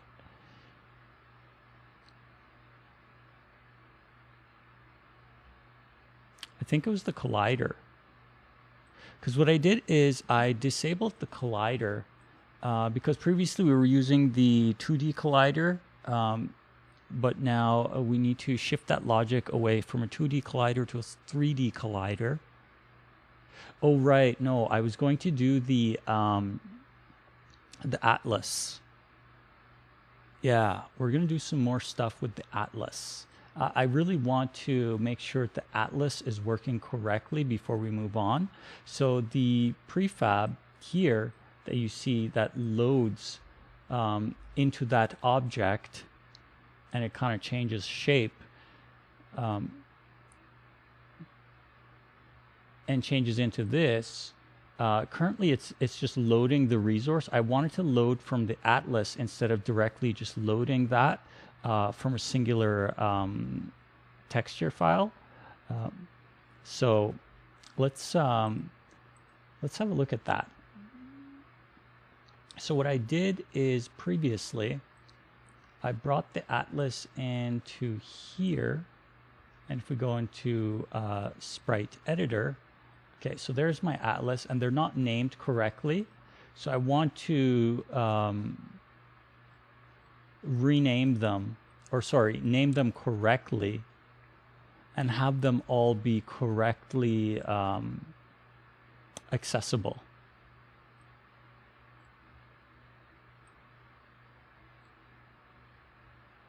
This looks old. Oh, it is old. Okay, that's why. Yeah, of course. This is the old stuff. These were moved to a separate file. So what I'll need to do is I'll need to re-export this with all the correct stuff on it. This is going to be my Atlas. So I have this one here. And then the other one that I have is, where's my other one? So I'm going to combine all of these into one Atlas, texture Atlas, for all the performance benefits. Where is my other stuff? Character UI Sprite Atlas. Nope. There was another one that I had. Textures. I think it was this. Yeah. Okay. So here's the other one. This one, I kind of did my own system, and I just implemented my own. So this is, it's not using Unity's Atlas. Instead, I went and I calculated using the tiling and offset. So I could just select any one of these entries. It goes left to right, bottom up. So it has room for much more to be added.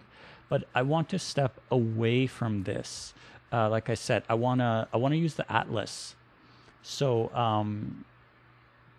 I want to be able to either drop individual pieces or a collection, like a set of objects like this, and then be able to use the Sprite Atlas, or sorry, the multiple sprite edit mode to kind of carve them out, and then use the Sprite Atlas as the texture Atlas and be able to access them and have them all be accessible through. I want to see if I can, how much I can squeeze into one Atlas, because right now here's the Atlas that I'm going to be using, and you can see there's not much in there. You can see that, right? My face is kind of covering a little bit of that, but you can see it's not that big, right? It's 256 by 256, but we've already got a fair bit of objects. And why is that one upside down? How does that work? I don't get it.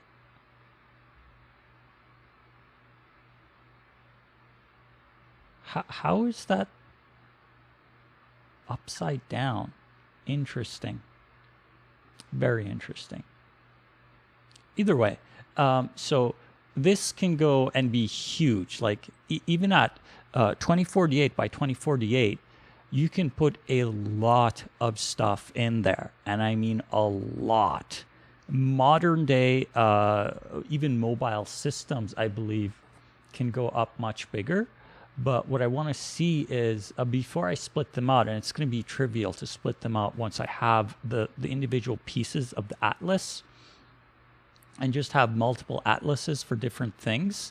I think in the end, I'll definitely end up doing that. But for right now, I want to just put everything into one Atlas, and I'm pretty sure I can fit a lot of stuff in a 2048 by a 2048 because this right now is 256 by 256, so easily like 10 times more than that.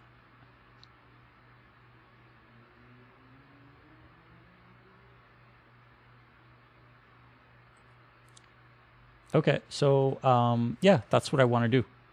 Let's see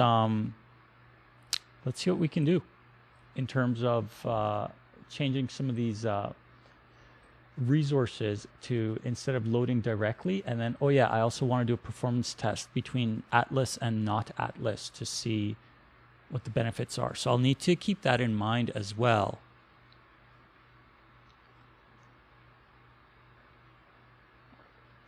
Because I'm pretty sure that you would get performance benefits, confident actually, but I'm just not sure of in the way that I'm using the Atlas, because it's a Sprite Atlas that I'm getting the sprite, changing the sprite into, or from the sprite, getting the texture that's inside of it, then using the tiling and offset to position and then grab only exactly what I want out of there.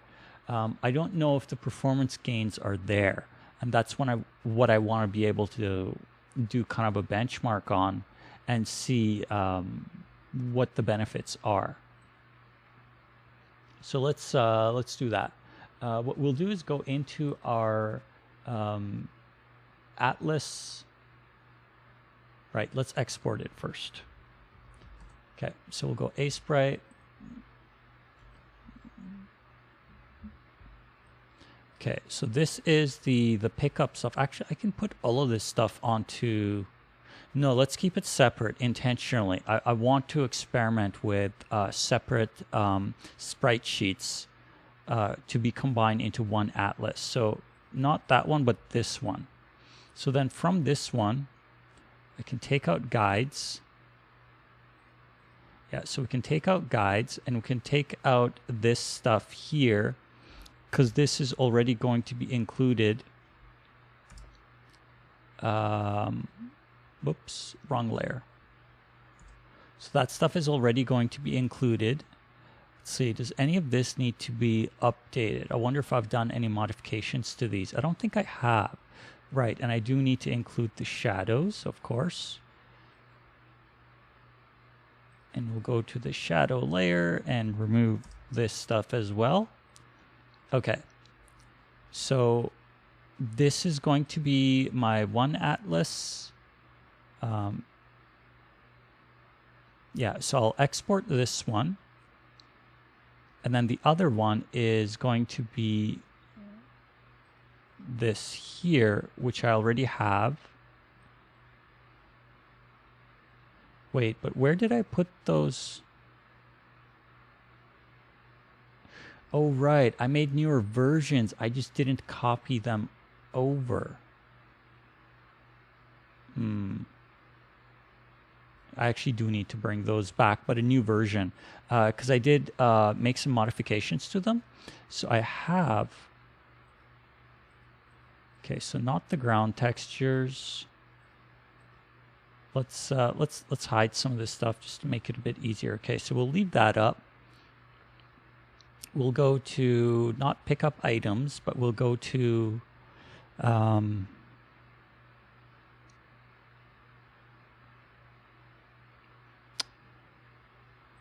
destroyable cubes and blocks. Okay, all right, so that's what I want.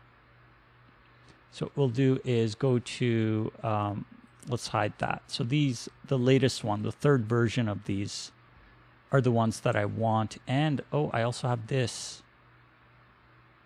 Where was that?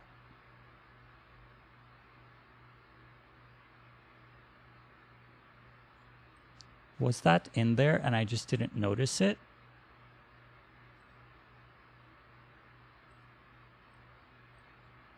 Nope, it's not in here.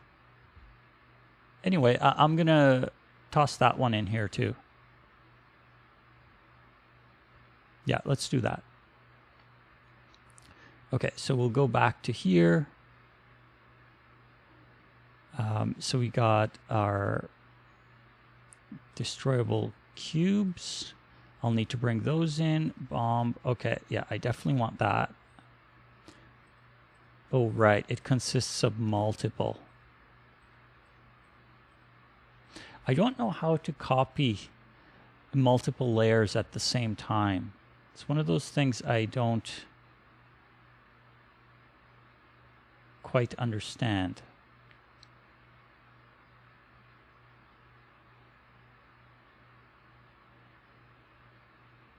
I don't know how to do that. Because you should be able to select multiple layers and then go select and then just copy, right? Like you could do that in other applications. I don't know how to do that in Sprite because this consists of multiple pieces. So we got the face, we got the shadowing, right? We got the tip at the top. We got the little detail of the highlighting, tiny little detail. And then we got the base, of course. So all of those combined gets you this product. So maybe I just do this one separate.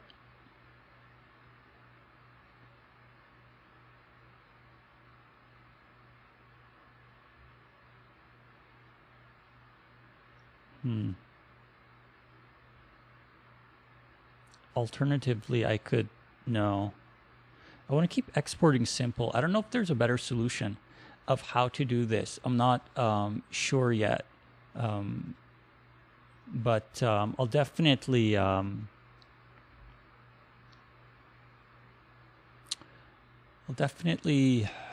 be looking for better solutions later on. But I think this third version looks much better than I think it's this one that's in there right now. No, actually, I think it might be version between these two, or maybe just this one.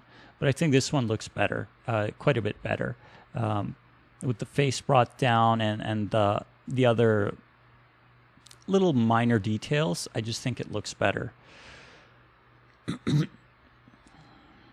Okay, so I want that, but I just don't know how to get that into our finished. How can we do that?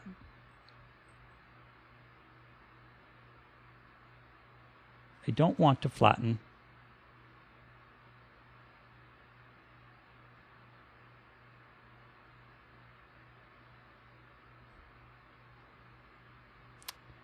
It's a shame you can't just copy. Okay, what I can do is just export it and then remove these.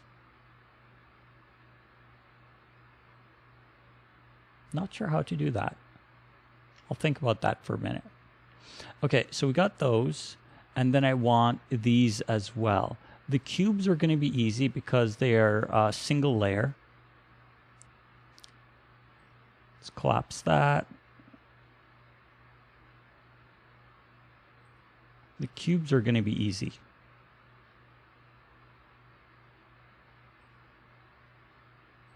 Okay, never mind. They're not going to be easy either. Okay, then, since these are going to be like so, what I'll do then is I'll export all of these as is, and I'll just clean this up. I'll just use this.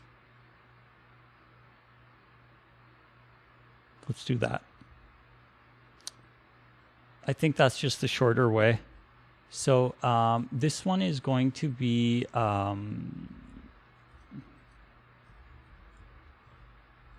game room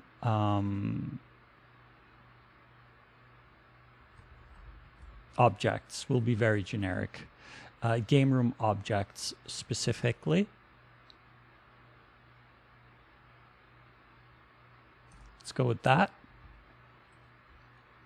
So from game room objects, what we will do is open it up. Nope, wrong folder. I will get it eventually.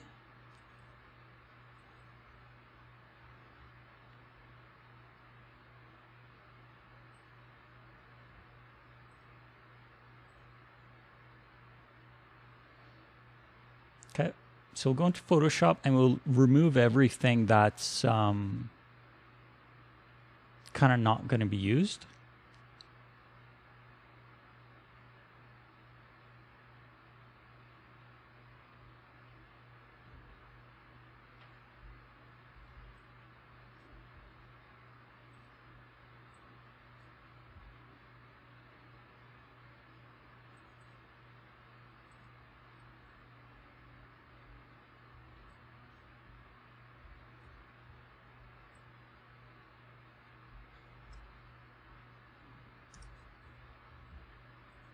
I keep forgetting something.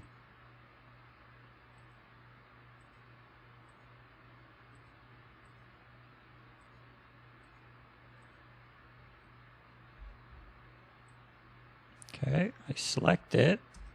There we go. Okay, so we just want that one at the end.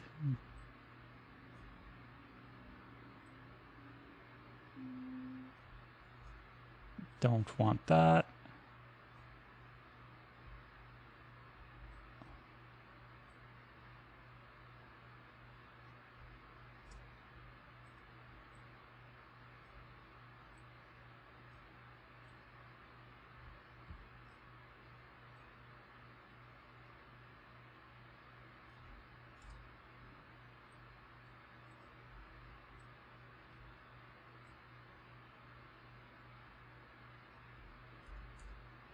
Okay, so there's our fantastic collection of items. Position-wise, not great, I know. What's that? Oh, I forgot something.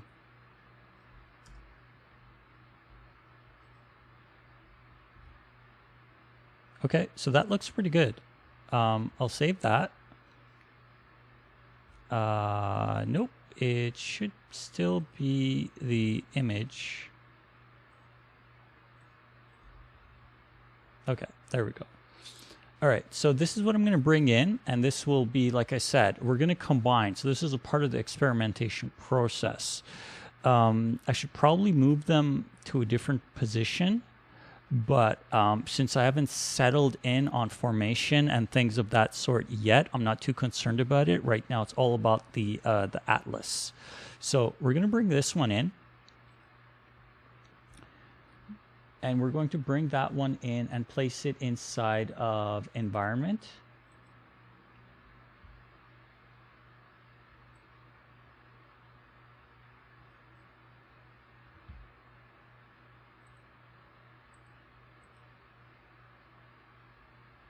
Yeah, it definitely doesn't look good. Did I miss some stuff? Is that why it came out like that? Or is it just because I need to switch it to this? Okay, so we'll go with Sprite. We'll go point no filter, of course. I believe it was 800 by 800 something. Quality compression none, apply. There we go, that's better. So I think I accidentally left something, or there's some weird anomalies there, I'm not sure. But it did seem like I left some really faint colors there. I'm not sure why. But anyway, so that's going to be our sprite. So what we'll do is we will go in and start slicing it up. But the slicing of it, wait, should be multiple.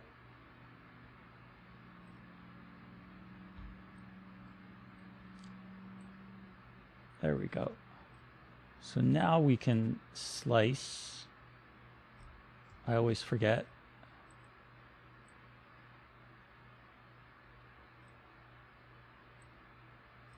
Okay, and we'll go as close as possible, right? Because then I don't have to worry about that bleeding complication of where one image was bleeding into another one. And the reason why I was doing that is because of the other way that I was using it. So this will not cause bleeding because the Atlas itself will have, I think I have it set to padding of 2 or 4. I don't remember exactly. But actually, we can use the auto slice. Custom outlines, custom physical shape. Nope. Slice, automatic. we tell it automatic, let's see what this does for us. Ooh, that's so nice. Yeah, I definitely missed some stuff here. I definitely missed some stuff here. I don't know what I got in there, but I'll need to clean that up later. 'Cause that's, I don't know, what is 1 pixel. This 1 pixel here resulted in this. Okay, so since I'm not going to remember that later, let's just go clean it up. So next time I do an export, we won't have that. So where's that 1 pixel? It was up here, right there. That 1 pixel. On which layer?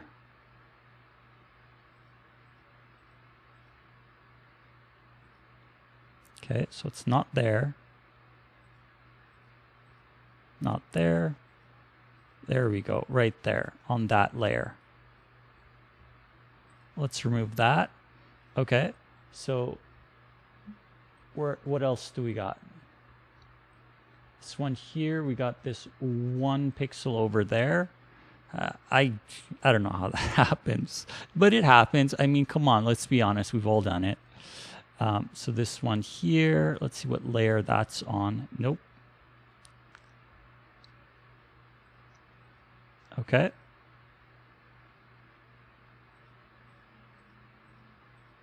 There it is. Okay, so that's that one. And then the last one, I thought there was one more. No. Okay, perfect. Okay then, so the next time I export it, it'll come out clean. I just don't really care to do that right now. What I do want to do is fix this one. So bring this one in right up close to it. Okay.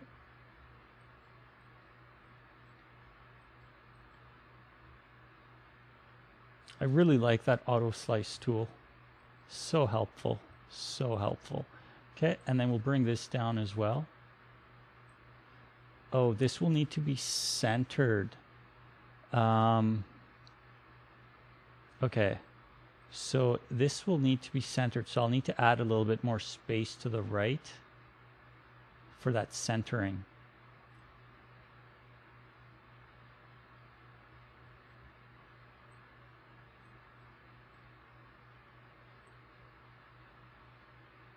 No, I think right about there. So I'm using this line here as my guide, right? To just center it. So it looks like we'll need a little bit of white space on the right side here for it to be able to center. Actually, we can just use the circle. I think that's more accurate.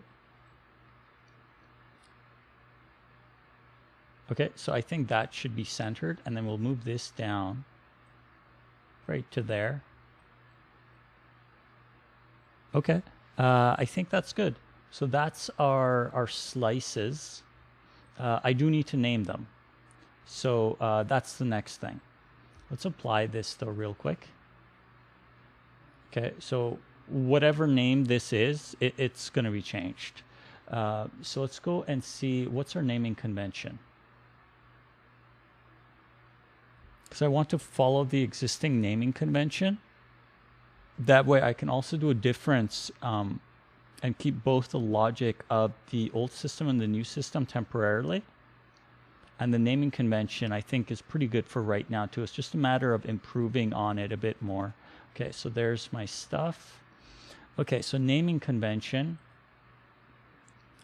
Block goes, so it's blue, green, that goldish brown color. Or is that yellow? No, that's yellow. That's yellow. It's hard to tell when they're like that. Okay, actually, if I do this, this might help a little bit. Nope, I want to be able to see the names. All right, so this is the naming convention. So what I'm going to do is I'm just going to grab that. And then we'll go back to the Atlas. I don't know if we can have both open at the same time. No, I don't think we can. It's a little unfortunate, so I'll need to do this whole back and forth thing.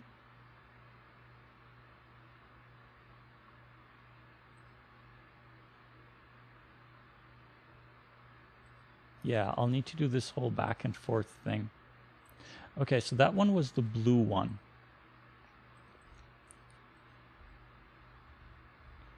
Okay, so that is going to be blue. I think next one I said was green. So green will be 1, and then it was the goldish brown one will be 2, and then yellow will be 3. I don't remember. I'm going to have to check that. So we went blue, green, brown, yellow. Let's go check that. So we went blue, green, brown, yellow. Okay, so that was correct. And then we'll go gray, red, violet, purple. I'm not going to remember that. I already forgot. I'm not going to remember that. Okay, so we'll go with the next one is gray and then red. So gray and then red. That I can remember.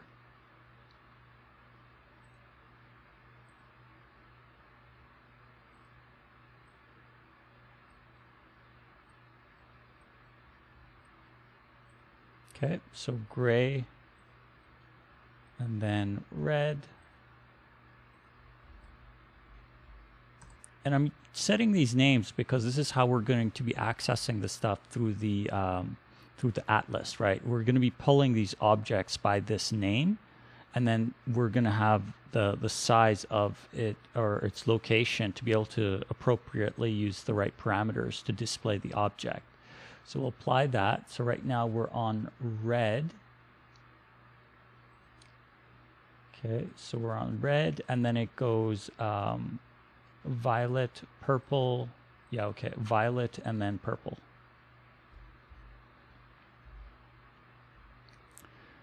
Okay, violet, then purple. Sometimes I can remember stuff, other times not so much.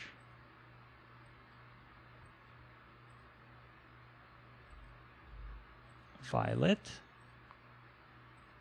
and purple. Okay, so that's our blocks. All of them are named. Okay, so now we need to do same for the pillars, and then I'm not sure what name we used for that, but we'll give it a name. For sure, we'll give it a name. Okay, so what we need is pillars. So we'll go back to that same area. Pillars. Okay, so red is 0. That's not what I meant to do. Red is 0, then it goes red, green, blue, kind of pinkish violet. Red, green, blue. Okay, so we'll go red, green, blue.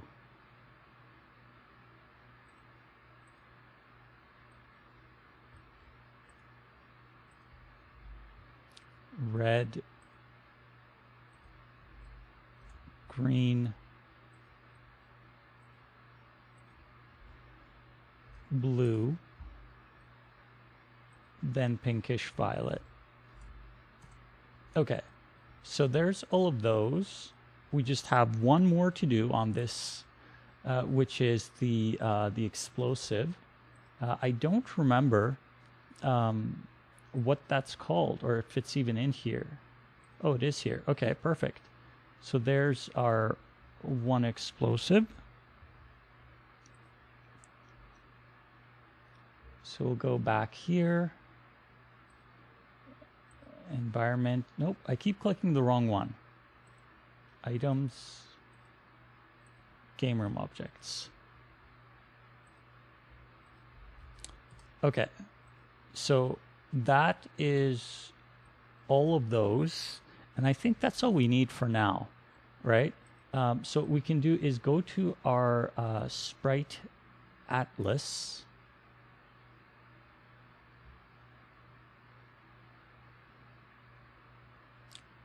So resources, Atlas, Sprite Atlas. Okay, so now we can tell it to pack preview. Okay, so there's our item. Why is that upside down? How does that make sense? Rotation must be active. Oh, these look weird. They got some weird stuff on the outside. They got some bleeding stuff going on there. I don't know if you guys can see that. It's doing some weird stuff. I'm not sure why. I hope it doesn't show up in the end, but we'll find out. It's just kind of strange when I see that. Like, I don't know. I feel like it could organize these a bit better. But let's go look at the settings and see. Do we have rotation active? Oh, that's what it is. So we have rotation active. Okay, so that's my bad. That's why it is. So let's go pack preview. There we go. So now we don't have no weird rotations. Okay. And then let's see. Tight packing, yes. I don't know what that does exactly. Because you can set padding. What is padding? Is the spacing, I believe. Yeah, so padding is spacing. Padding of 2 should be more than adequate. But what does tight packing do? Let's uncheck that and just see. Oh. Yeah, I don't know why it made all that extra space. Yeah, let's go put that back. Tight packing it is. So we still fit everything inside of a 256 by 256. We can get a lot of graphics in a 2048 by 2048. And I do mean a lot. We're going to easily be able to do the rest of this stuff and add them in here. So right now, let's go do the other stuff, which is environment. So now we'll do this one here.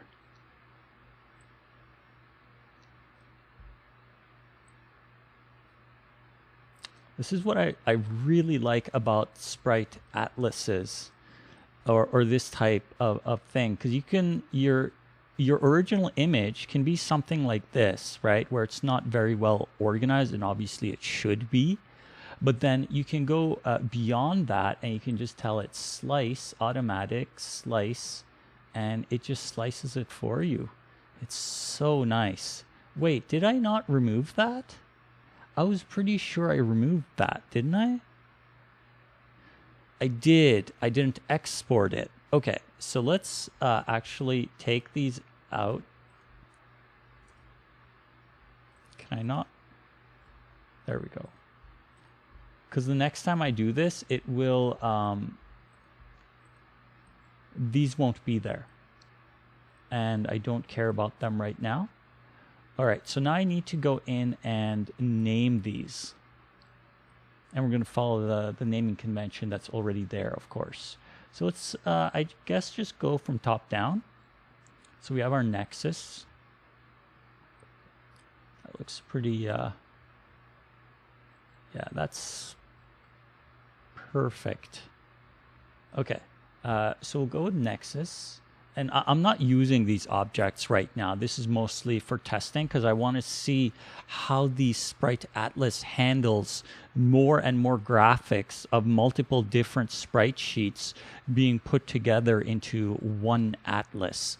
And then I want to be able to pull from it and see, you know, how that's going. And then later, of course, when we get to the world part, we'll be using these graphics at that point. But just for right now, it's mostly for testing and whatnot, just to make sure the Sprite Atlas works as a texture atlas and it works correctly. So I want to, again, follow the naming convention that I have before, which is I went by it. Okay, so we want the nexus. Oh, apply import. Oh, I made a change, didn't I? I did make a change. That's okay. Right, I removed the other stuff, so that's fine. You can see that this graphic is just way too big. Look at how much wasted space is here, right? Now I could just take this as a singular graphic, bring it in, and then let the Sprite Atlas manage it, but it's going to be a mixture of different stuff, which is what the Sprite Atlas is great for. So it'll allow you to have a whole bunch of different sources or various different collections of sprite sheets and singular images, and then put them all together into an atlas and be able to access everything. So for right now, this will not change, but we are moving over to the atlas. So what I want is just that name is all I wanted. I just want to grab this, change that name, and then click apply. Okay, so the next one we're going to do is the plants. Plants. I keep going right by that folder, don't I? Yes, I do. Okay, so where's our plants? There we go. Okay, so green is 1, and pinkish violet, sorry, green is 0. Pinkish violet is 1. So green is 0.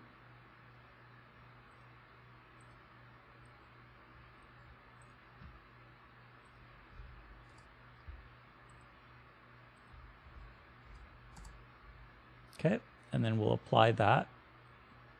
Okay, let's go with the trees, I guess. I think that makes sense.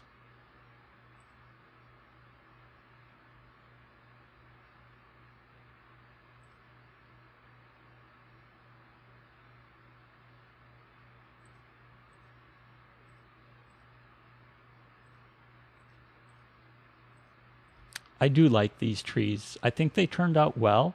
It's just the colors, I think, have room for improvement. That's something I'll do later on. Okay, so blue is 0. So we're going blue, green, and then the pinkish purple violet. I won't remember all of them. Okay, so we're going blue, green, and then we'll say pink. Blue, green, pink.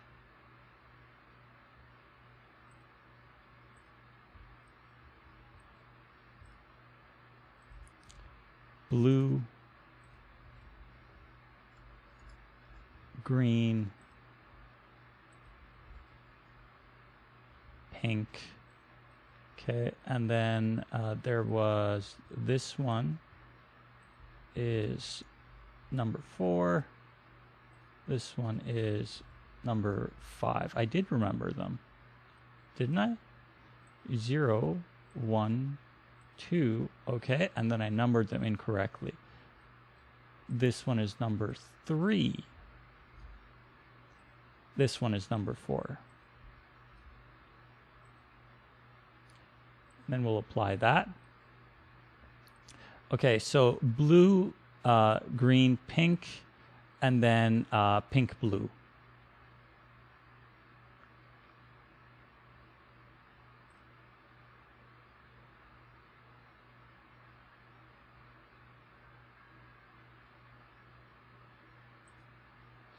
Blue, green, pink,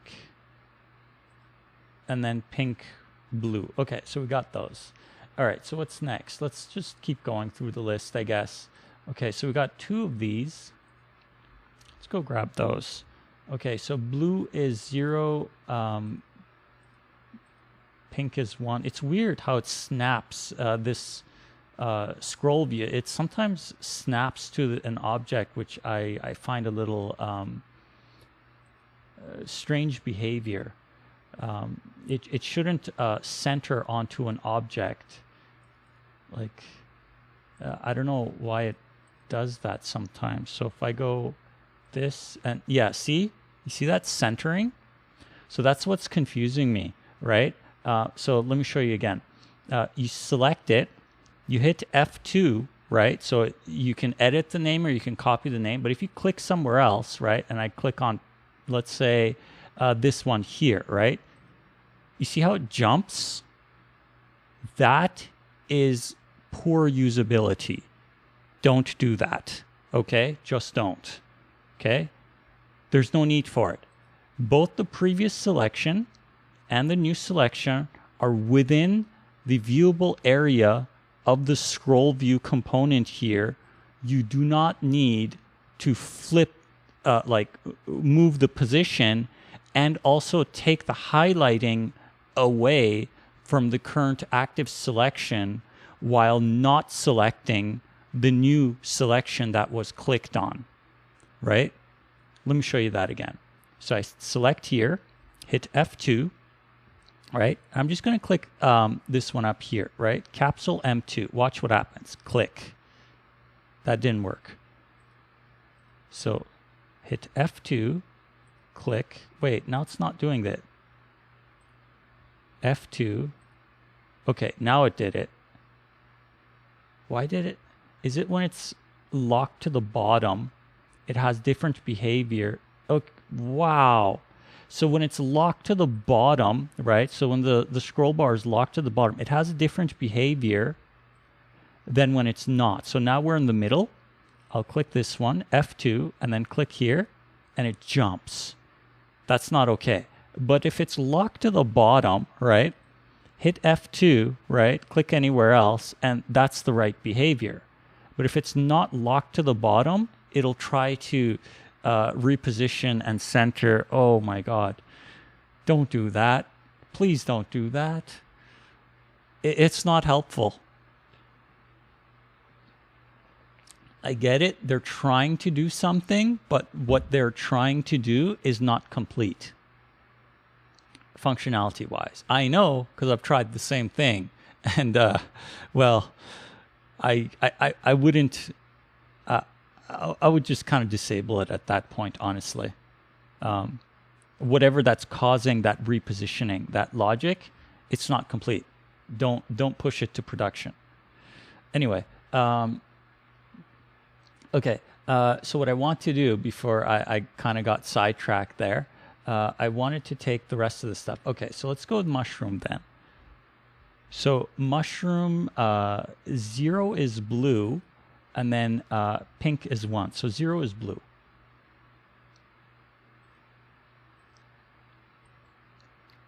So mushroom. Where's my mushrooms?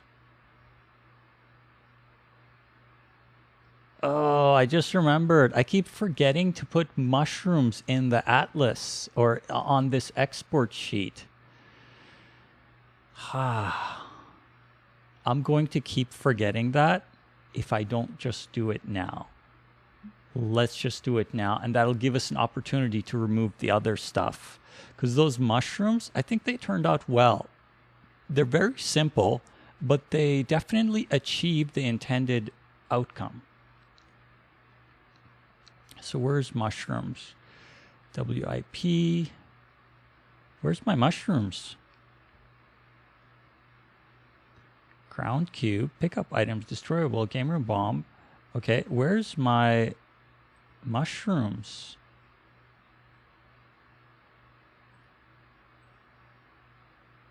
Nope. Oh, and I got these other lollipops too. So I did the double-decker lollipops, and I think they turned out really well. I just haven't exported them yet, but I think they look really cool. What I'd like to do is probably have another variation where the top one is a bit smaller and the bottom one is a bit bigger. I think that would be really cool to have as well, right? Because these double-deckers, I think it looks pretty good. But having a little bit of variety, like you can see, they look pretty good. I think so anyway. I like those. Okay, so that's not what I wanted, though. I wanted... Actually, I could probably bring those in now, too. Since I'll keep forgetting that I have them. But let's find the mushrooms first. Where's the mushrooms? Trees. There they are. They're tucked in the corner there. That's why I probably forgot about them. So there's the mushrooms. Okay, let's just grab these two, because I keep forgetting about them, and I think they look pretty good. So we'll grab the mushrooms and bring them into the export layer. So environment.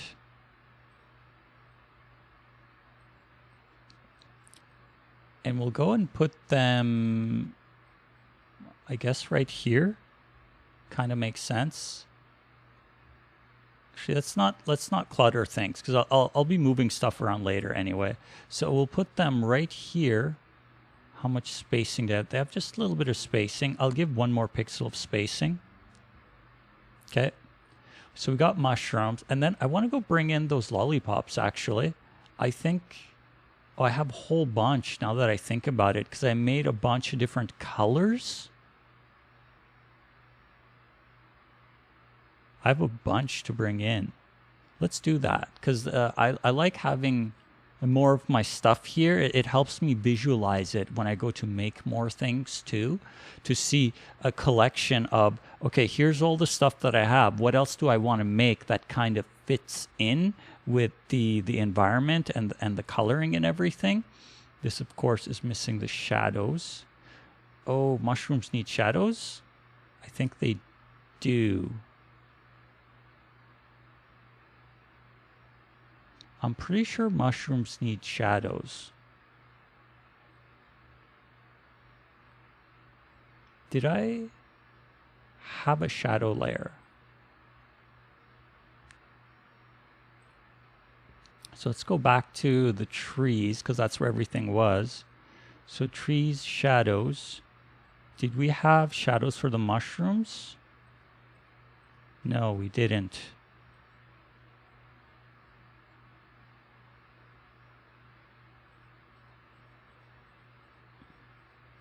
I know they're supposed to have shadows. I know that for a fact. So I'll just add it real quick. So we'll go up here, environment, shadow layer, right? Shift 4 to go 100%. If you're not familiar with those shortcuts, Shift 4 is 100%, Shift 3 is 75, Shift 2 is, of course, 50, and Shift 1 being 25%. So it's just a way of easily doing your alpha transparency. And all that does is it modifies this value here, right? So Shift 4 would be 100%, 3 is 25%, 2 is 50%, and then 1 being... 1 being 25%, 2 being 50%, 3 being 75%, 4 being 100%. So it's just a nice little way of doing it. So let's go Shift 4, sample from this, and then I'll just do my highlighting real quick, because I think this is how it's supposed to be.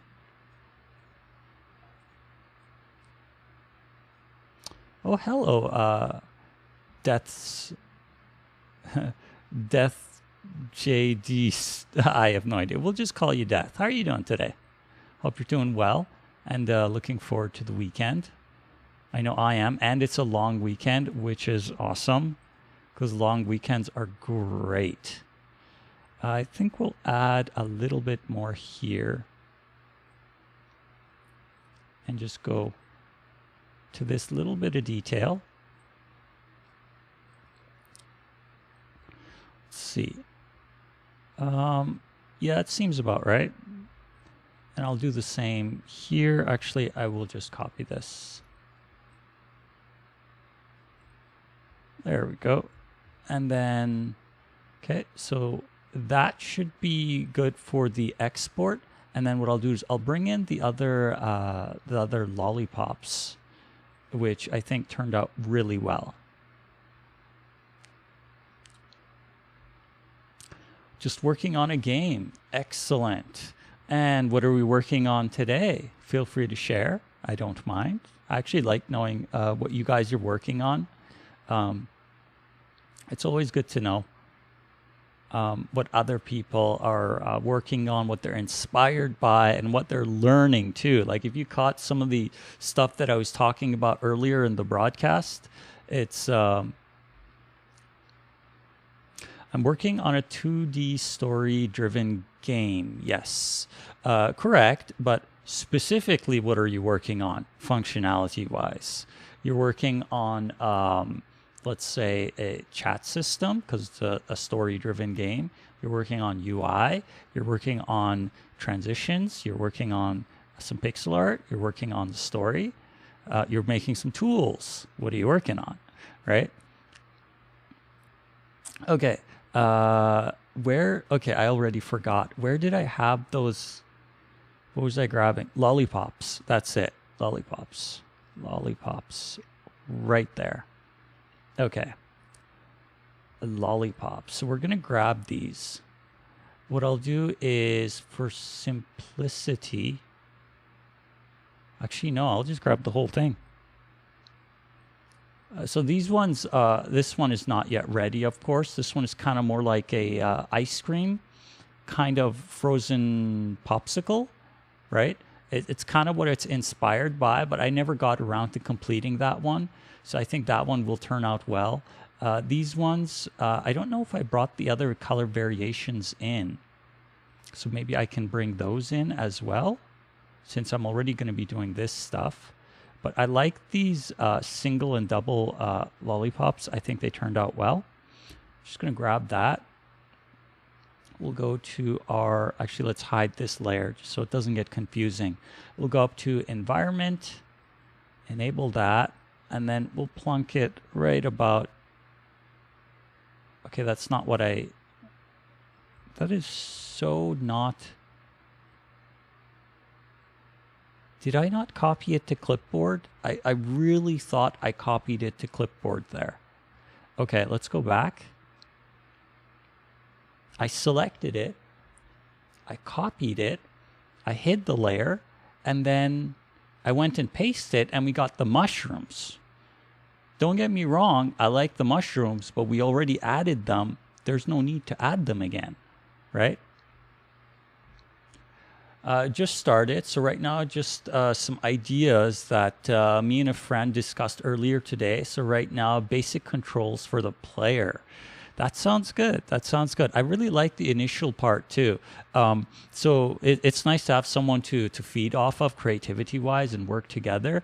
But the beginning part, when you're conceptualizing something, there's a little bit of magic in there. No matter what the idea is, there's a little bit of magic that inspires everything. And I like that part. It's something that I try to keep always moving throughout the project, because that little bit of magic is the kind of the source of inspiration, if you want to think of it that way.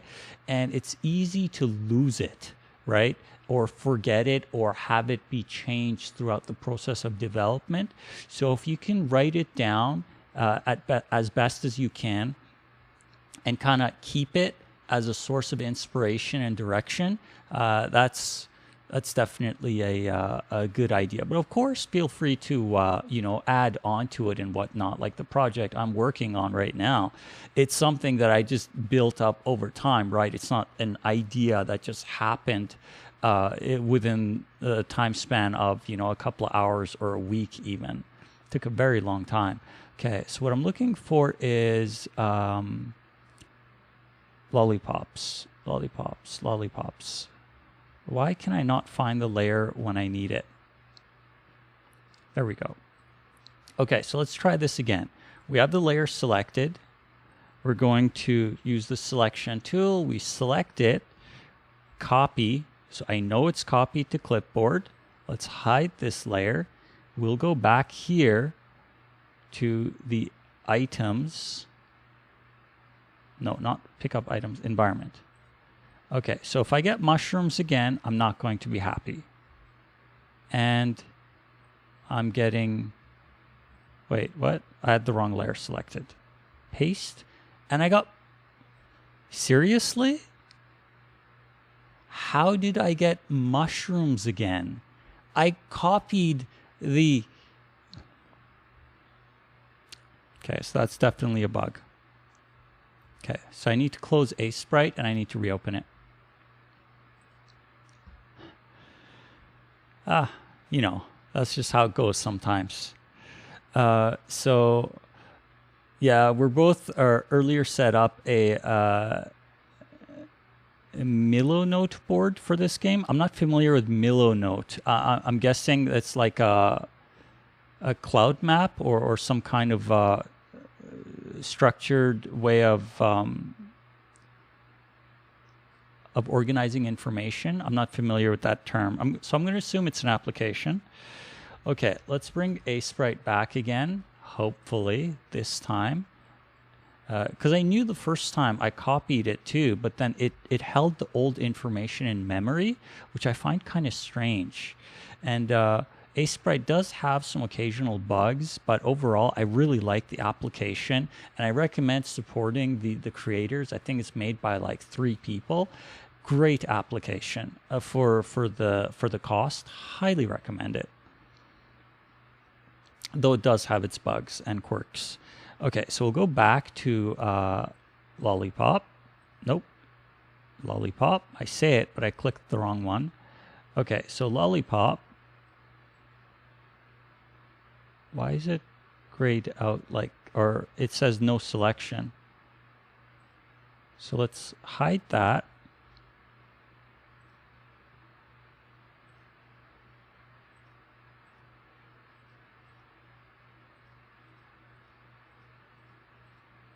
I have no idea what that is. What's this one? No, this one. Oh, okay, so that's the multi-layer for that. Okay, that's fine. Okay, so here we go again. Lollipop. Let's do it again. Okay, so we select. It's there. Control C to copy. Okay, go back over here. Actually, let's hide that layer. We'll go up here. Environment. Okay. If we get mushrooms again, I think I'm going to be done for today. There we go. That's what I wanted to see. That's what I wanted to see. Okay. So it's a collab storyboard thing to help you collab and brainstorm, make a task list, etc. Okay, cool. So that's kind of what I thought it would be, some kind of organization application that you can coordinate on. That's great. Yeah, highly recommend using that kind of stuff. There's another one called, I see, or what's the name of that one? I completely forgot the name now. But there's a whole bunch of them that are great for this type of usage. And as long as you're using whichever one that you're comfortable with using, or whoever your team members are that are comfortable with using, absolutely just keep using it. I just want to kind of bring these in a little bit, and I'll move them under the red one. Okay, so there's a bunch of lollipops. Okay. And then let's see, we have, oh, we already got the red one here. So what I'll do is I'll actually take this one out from here because we already have it up there. And then I believe we have, which one are we missing? So we got this violet one. We got the yellow one. I think we had 1 or 2 more. So I'll save that. I think we have 1 or 2 more. So let's go back to the, let's actually hide this layer. We'll go back to the lollipop layer. Nope. This one here. Okay, so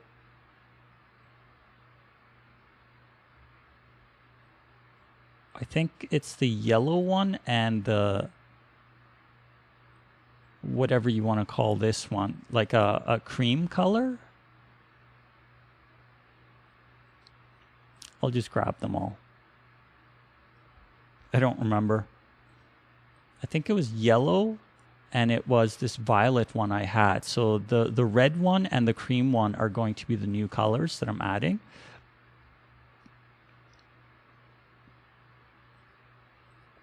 So environment layer. Okay, let's remove the other one because it's getting a little confusing. Yeah, okay, so it's the red one and that light cream one that I want to add. So we'll just paste that. Really? So the clipboard, it's really like, that's the old memory. Okay, so copy pasting is not working correctly. That's so strange. Something that as simple as copy and paste just isn't working correctly.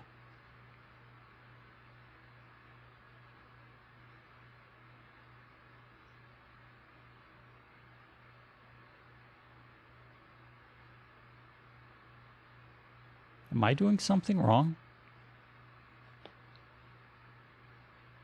I don't think I am.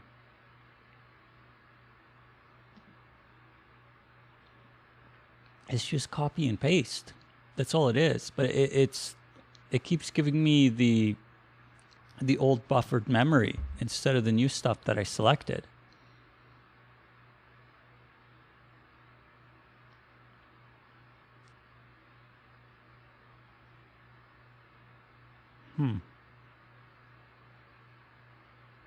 Maybe I just won't do that now then. Just because this whole copy paste thing, like, it's copy and paste. That's all it is. I shouldn't have challenges with copy and paste. It's such a simple, or not simple, it's not always fair to say it's simple, but it's such a basic concept. Like, I want to select this layer. Okay. I'm going to select this here. Right click. No, you can't do right click. I guess you have to use shortcut. So here, and then we'll go with edit, copy. So I'm not using a shortcut. Okay, so we copied it. I'm going to hide this layer. We're going to clear the selection area. We're going to go up to environment. Okay. Going to go right here and then Control V. Where's my selection?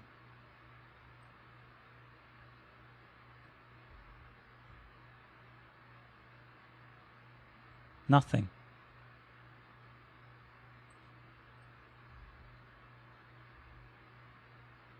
Nothing.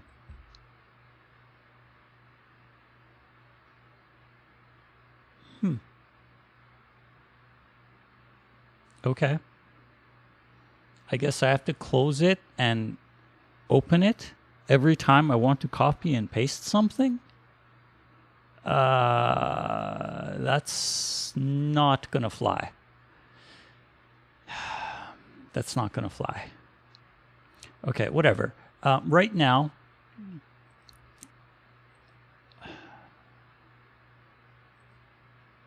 I don't know. Maybe I'm doing something wrong just because I'm tired. I don't know. Whatever. What I'm going to do is I'm just going to export this. And I'm going to remember that there's a couple more lollipops still. But we got this stuff here. So when I bring this in, so let's do a export. This one is going to be the, I think it was called the environment sprite sheet. So let's call it the same because we're going to overwrite that file. That's not what I selected. Come on, Windows. Oh, wow. So I have a sprite selected. Okay, so maybe it's my Windows then. Windows is doing something weird because what I did is I just selected this area and I went to paste into here, right? But my window explorer that is not an active selection took that input, even though Sprite has focus. Okay, so it's probably my windows. I need to maybe restart or something. I don't know. Anyway, we'll keep going for now. Okay, do you want to override the following file? Yes, I do. Okay, so let's have a look at that. Hopefully it came out okay. All right, we got everything we wanted. This stuff here, of course, is not supposed to be in there. Let's do that again. So what I want to do is hide that layer. Work in progress stuff, gone. Okay. So let's try that again. Export. Do you want to replace it? Yes, I do.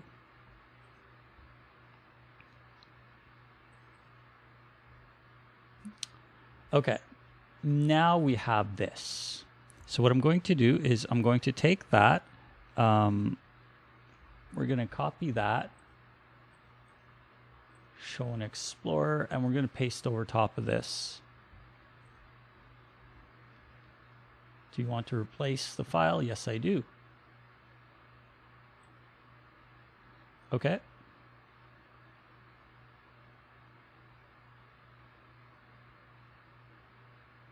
Oh, now I can't use auto slice again. Ouch. Okay.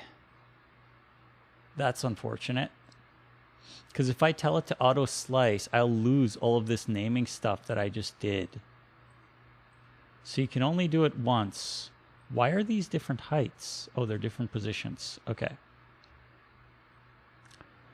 Okay then, so auto slice.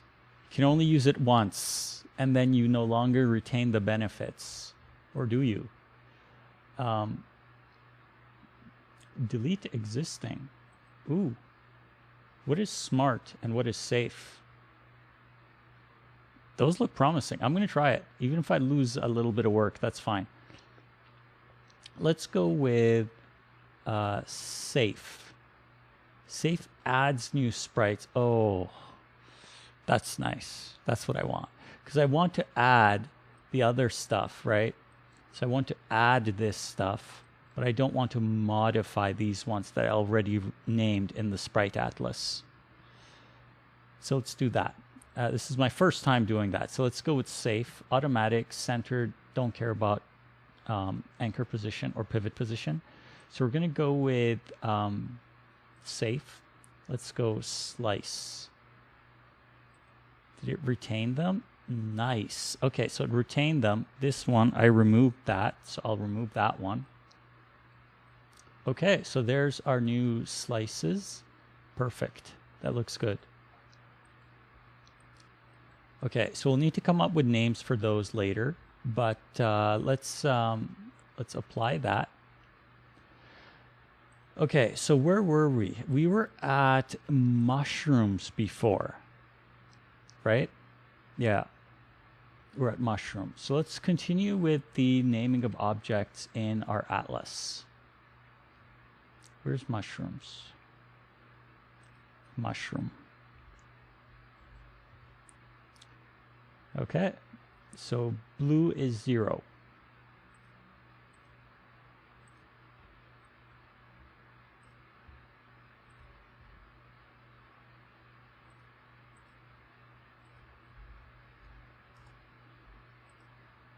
Okay. All right, let's keep going. So we got mushrooms, and then what else do we got? We got this giant thing. So we got that one, and then we got the rainbow one. So rainbow one is 0. The violet and purple one with the red hearts is 0. And then the rainbow color one is 1. I don't like these colors, but it was a good experiment though.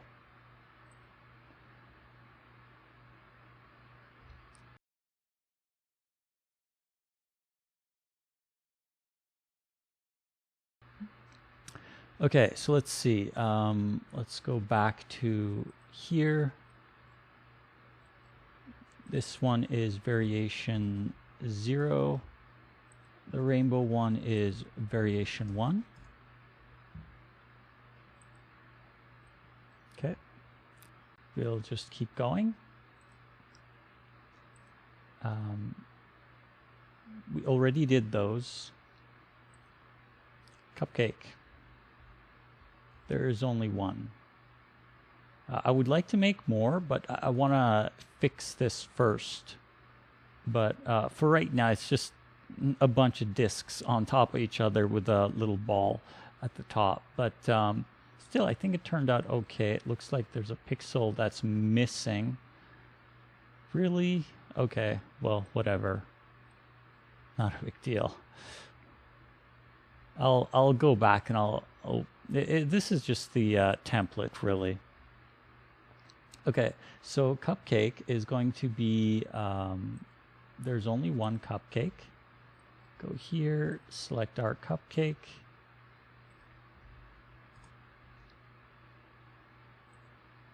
Okay, cupcake. How are we doing for time? Okay, so time-wise, we're kind of running low a little bit on time. But I really do want to do the rest of this Sprite Atlas. I don't know if I'll be able to do any more coding today, but if I can just do the Sprite Atlas and maybe some more stuff, I think that would be great. Because I want to take this, and then after this is done, right, we'll go to our Atlas, and this is what's great about Atlas. Watch this, right? So when I go to build it, so when we say pack preview, watch this. Now, all of those elements that I added, if you're not familiar with the Sprite Atlas, this is what's great about it. So pack preview, and there we go. So there's all of them. Now it went up to 512 by 512. That's all of my graphics. I really like that. And you can access each one of them,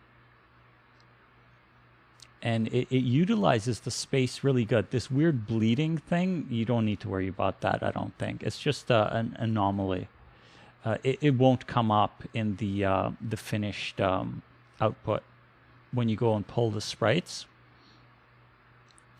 So a 512 by 512, and we got all of those graphics in here. That means I can still put in, yeah. So it could be 4 times bigger than this. But even this has room for more stuff if we were to add more stuff. And that's a fair bit of stuff. So in a 20 by 48, we could fit 4 times this. So imagine what you could fit in a 40 by 96 or a 8192. That's a lot of stuff. And I do mean a lot. So I really like that about Atlases. That way you can just pull any graphic that you want, which is pretty cool. Anyway, so let's keep going with the naming. Okay, so next one is going to be the what? Lollipops. Okay, so we got 2 circular lollipops. We got the spherical lollipop, 2 of those. And then we have a heart one, do we not? Where's the other one? Oh, okay. And then we have all the heart ones. So we got a bunch of variations for the heart ones, because you've seen me bring those in, right? Different colors, and we got the double stacks of the hearts. So that's where those are going to come in. But I haven't fully made those ready yet, because I need to make shadow casters for those as well, and maybe some other stuff that I'm forgetting. But I'm just bringing the stuff into the Atlas. Even at this point, I could test it, but since I'm already here, I want to do the rest of this. I want to do the rest of the naming of the objects inside of the atlas, because I'm not going to remember later unless I abandon it, and then I'll have to just remember that I need to come back to it and do all of it. Okay, so let's see. We could go with lollipop disk. So blue is 0. Oh, I really don't like that. How it jumps. It's really bad usability. Okay, so blue is 0, and then the kind of the cream and soft violet is 1. So blue is 0. Let's remember that. Blue is 0.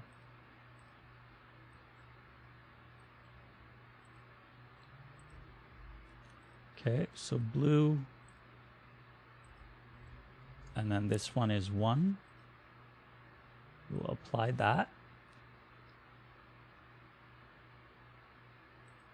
Okay, so we got those, got that, got the cupcake, we got the disc ones. Okay, so the heart one I'll come back to in a sec. I want to do this one first.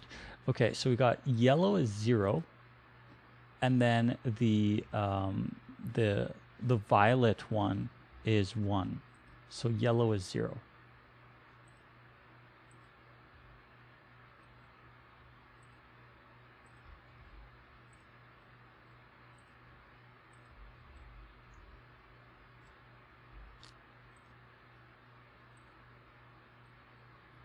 Okay, so yellow was 0, and then violet, and then let's just keep going with them. And then I'll go and do the hearts.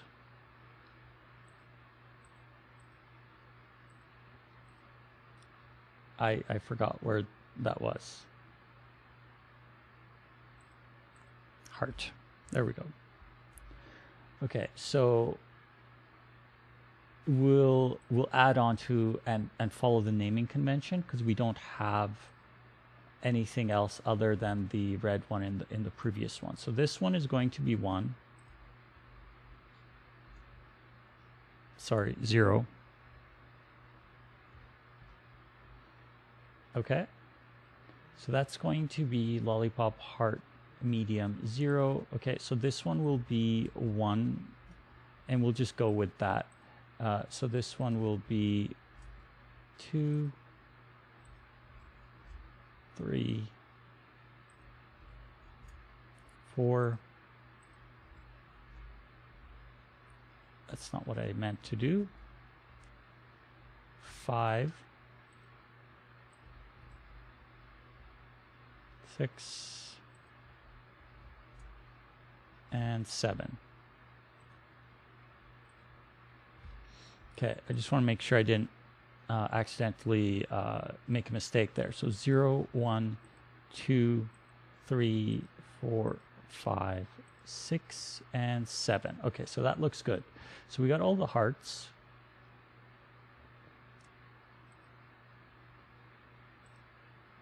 And then, okay, we got those. We got those. We don't have these yet. And we don't have those. Cube tree. I think we got those. We don't have these though. So blue is 0. 1 is a violet and purple.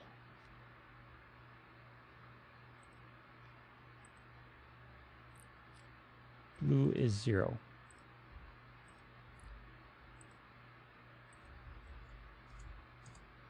Okay.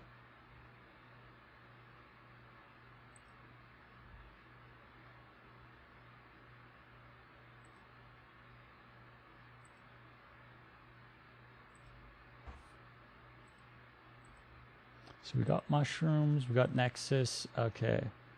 So we got the candy pillar.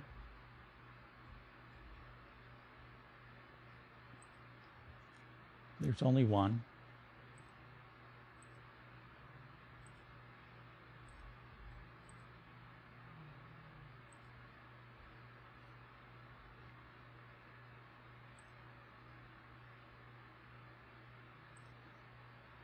pillar, candy, and then we got these. Did we get these? I don't think we got these. So pillar, so red. Actually, no, I think we did. Red, green, blue. I remember red, green, blue on these. Didn't we get these?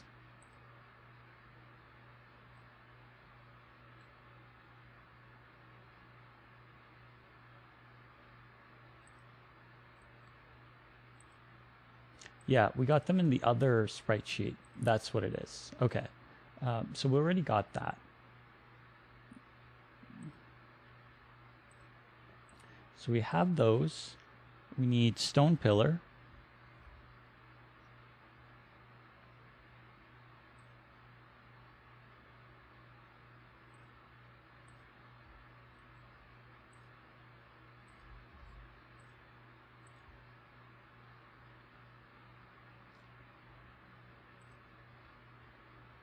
Okay, so we got stone pillar. Got those. Got those. We don't have these yet. Okay. So 0 is kind of pinkish violet. And then 1 is blue. So 0 is pink. 1 is blue.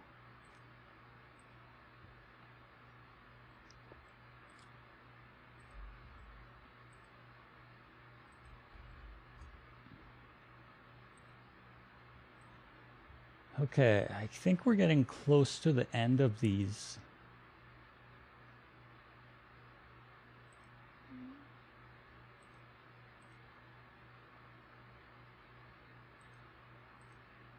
Okay, so now we're getting down to near the end of it.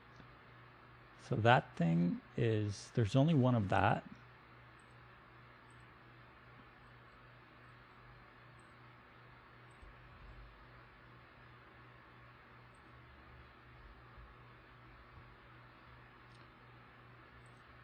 What else do we got? Okay, so we got these big spherical trees. I think these turned out well too. I definitely want to add some more detail onto it. Like for example, the trunk of the tree has room for improvement, and then maybe some little minor details onto the actual circle sphere of it, but also still keep it with that simplicity. I like the simplicity of it. Otherwise, if we add too much details, then it's just more work, and I'm not sure if it really benefits from it all that much. And then we need consistency of detail throughout the rest of the graphic, so that's going to be, okay, I forgot what I copied. We need consistency of detail, which just adds more work. Okay, so 0 is blue, 1 is pinkish violet.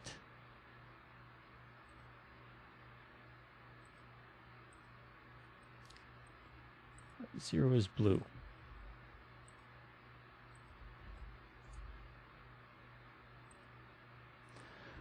Okay, I think we're really getting close to the end here of the naming stuff.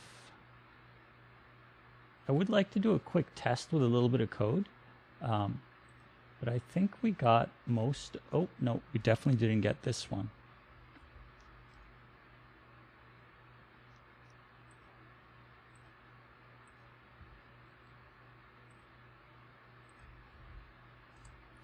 Okay, so let's see, what have we missed then? Because I think at this point we got pretty much everything. I wonder if there's a way where you can just view the list of all the names. Is there such a thing? Custom outline, custom physics shapes, secondary textures, no. I'd like to just see a list of all the stuff that's named and what their names are. Is there such a thing? Can I right click? Nope. No. If there is one, I don't know how to do it.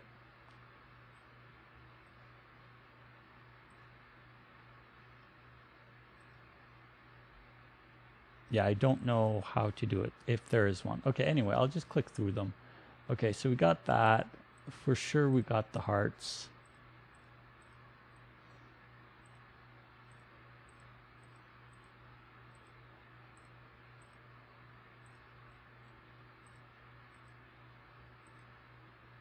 Okay, so we didn't get that one. We need to do that one.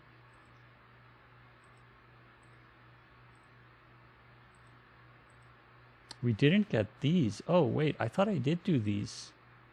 No, I didn't. Okay, so we're missing those. For sure we got mushrooms.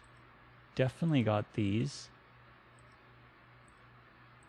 Okay, so we just missed a couple.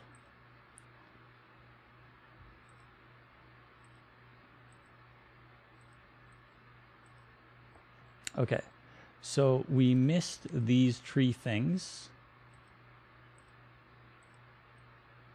And then oh, there was something else. I forgot now. Okay, I'll go through it again. So I want these kind of like stacked cube tree things. So I definitely want to add those. Where are they?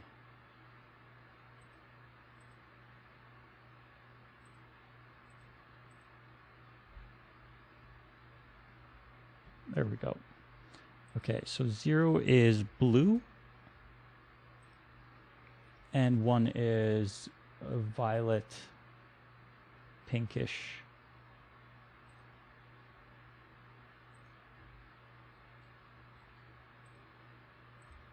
I thought I did these.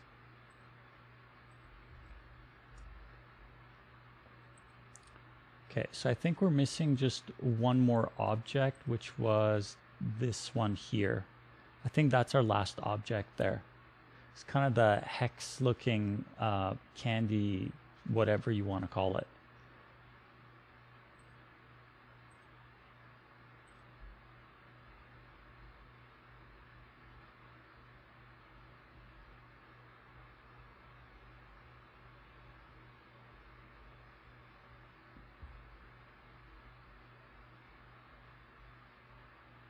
There it is.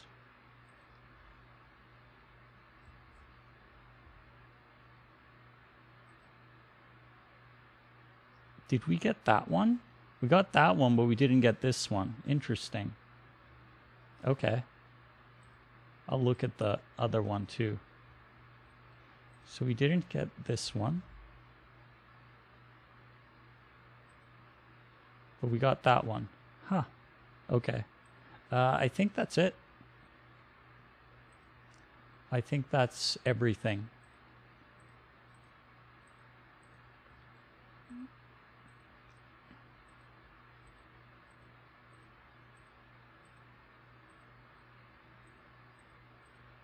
Okay, that looks good. Okay, so then we go to our atlas and tell it to repack. Okay, and that's it. So that's our atlas. Within a 512 by 512, we fit all of our graphics so far, which is great, right? So now it's a matter of implementing the functionality to use the atlas. I think that's going to be easily doable. So let's go ahead and go into this prefab object here. What we'll do is we'll add a little bit of functionality to it. So let's go ahead and open up this class, environment dynamic object, and then we'll put in a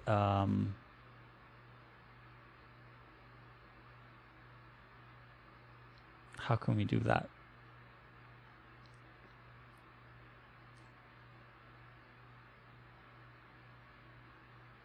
Because this is for testing right now. I just want to, yeah, let's do that. So we'll say header, use the Sprite Atlas. Yeah, use the, we'll call it the texture atlas, or load directly.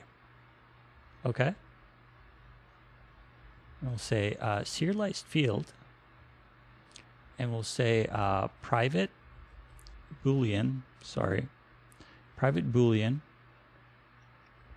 use texture atlas equals false by default, and then we'll add a bit of spacing.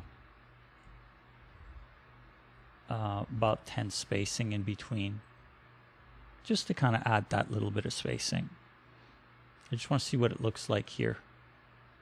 So it should go right above this here.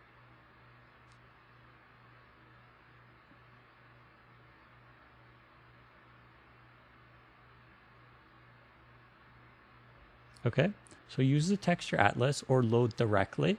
So for now, we will say yes, use Texture Atlas, but then we need to implement that logic.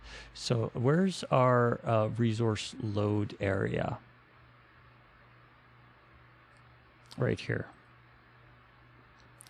So when we call Sprite Animator and we say load sprite and we tell it to load the texture, and it calls resource load. So what we want is we want it to, at this point, have that flag. And then instead of using load resource, I want to use the atlas instead. But we need to pass that setting into Sprite Animator. So maybe we don't do that. We don't add that there, and we move it from here into the other one. Yeah, let's do that, because it's temporary.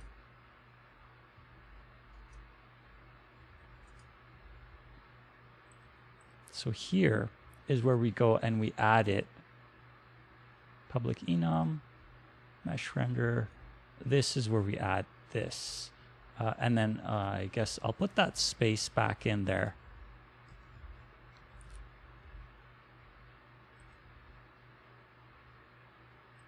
Okay, let's have a look at that.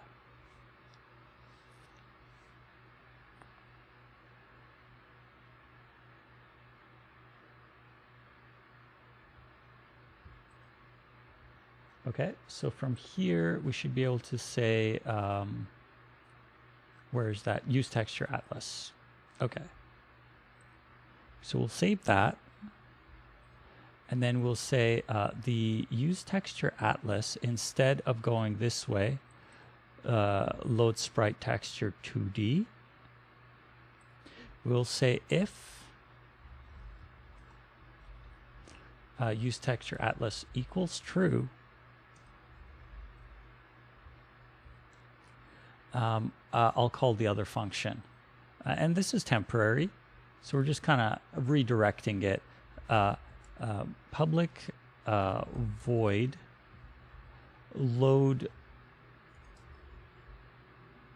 text battery low, that's okay. Load texture from Atlas. And then what I want is I want to pass in the string texture to load, and then string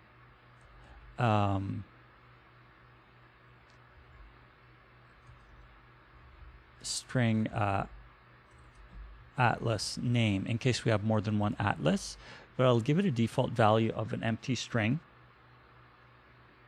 Just because we may not be using that. Okay, so from here, the only thing that I need from this is the string file.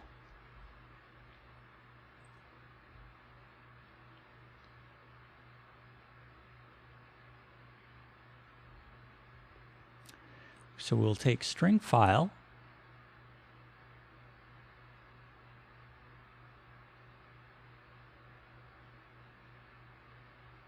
what is string file? I don't even know what string file is. Let's go debug.log. We'll put out string texture. I want to see what that string file is, because I don't even know what that is. I think I might be using it in a different way. So let's go over here and just have a look at it and see when we go and output that, what is it? What's the contents of it is what I mean.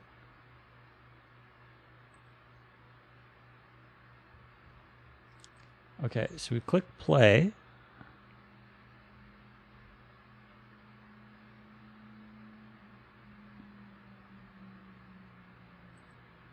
Oh yeah, okay, so that's a full path.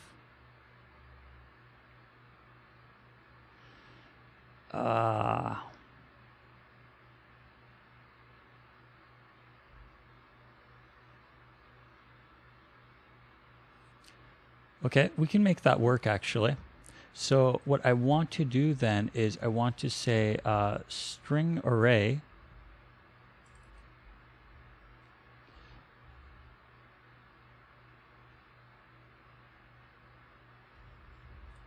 equals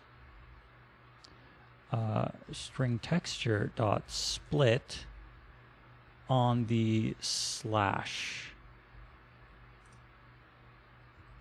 right?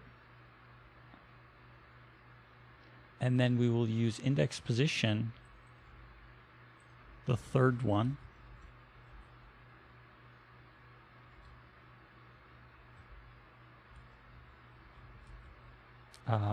so position 2 should give us what we want.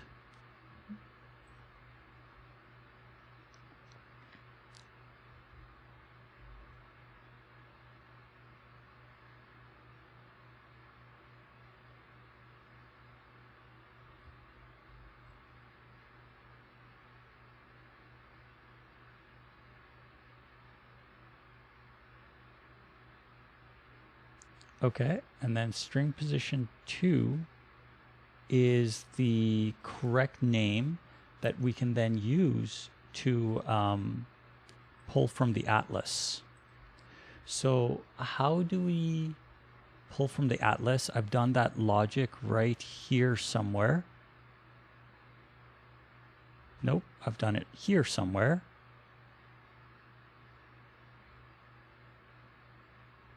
Yeah, somewhere in here.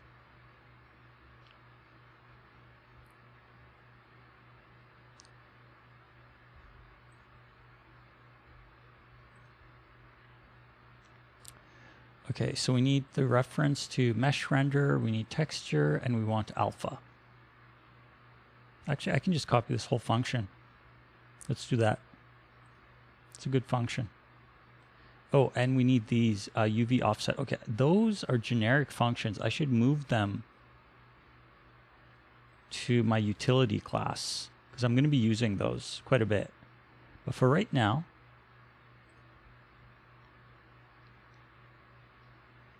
no, I really should be using whatever. So that's what I want, is I want those three functions. I will bring them into here.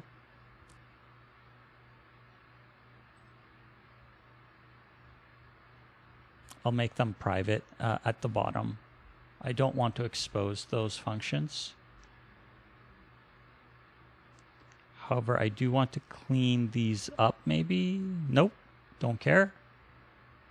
Don't care. That stuff's all fine. Okay, so then what I want to do is just call this function from here. So I want to pass in the mesh renderer, string array index position 2, and the alpha transparency is going to be, we don't need to pass that. It's going to be 1. It's not going to be transparent at all. Okay, so then when we call this, I just want to make sure mesh renderer is correct object to reference, and mesh renderer looks correct.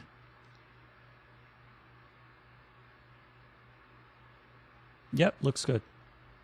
Okay, so now, whoops, sorry, I forgot which screen we're on. Sorry, I'm running out of time and I'm not thinking clearly right now. I do need to go pretty quickly, but I really want to get this working to get it load from the texture atlas instead of the just loading the resource directly. Okay, so that failed. Sprite Atlas does not contain string texture name.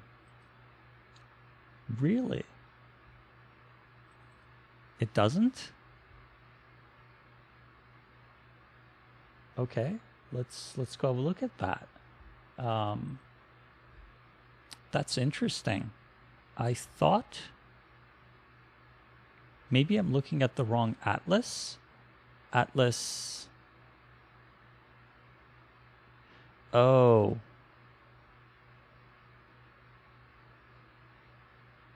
It's the wrong atlas. It's the items atlas. What is the items atlas? I didn't even know I had an items atlas. Did I?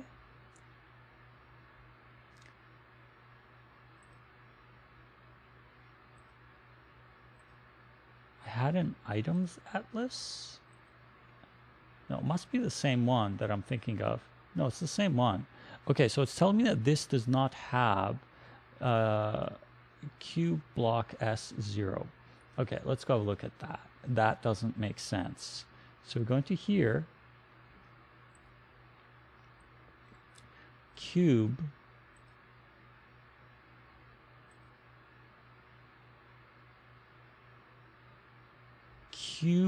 block S0 is not in there.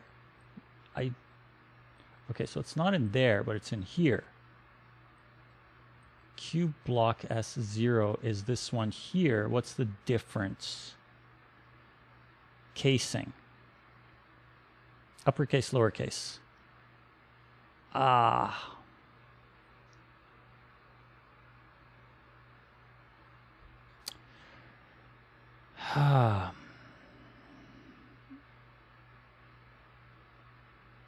It really should be uppercase.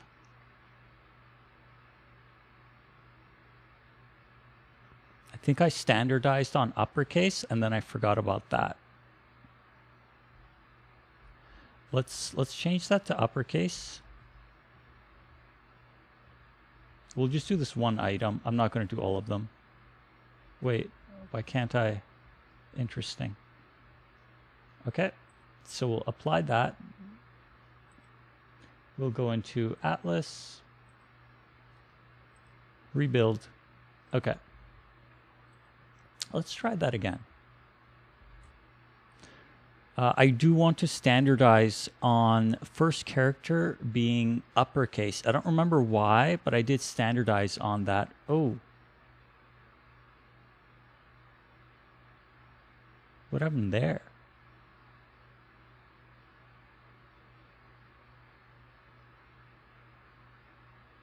Well, that was interesting.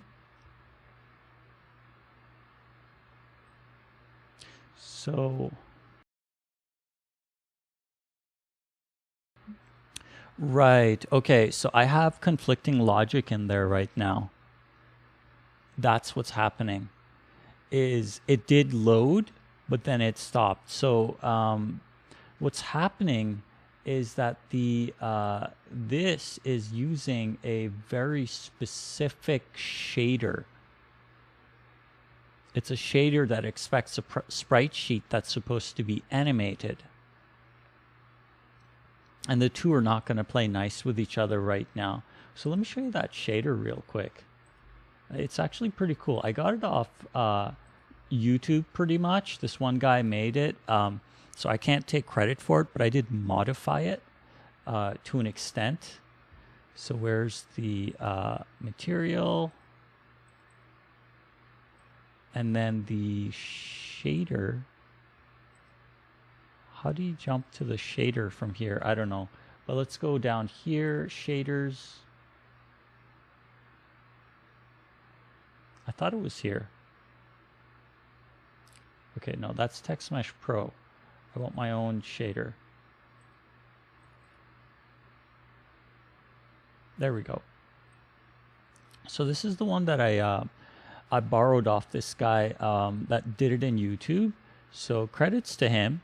It was great for its intended usage. So basically, it can take a a sprite sheet, not an atlas, but a sprite sheet. So you have multiple animations, either horizontal or horizontal or vertical, and it can do either or, and it can play through those animations, which is pretty cool.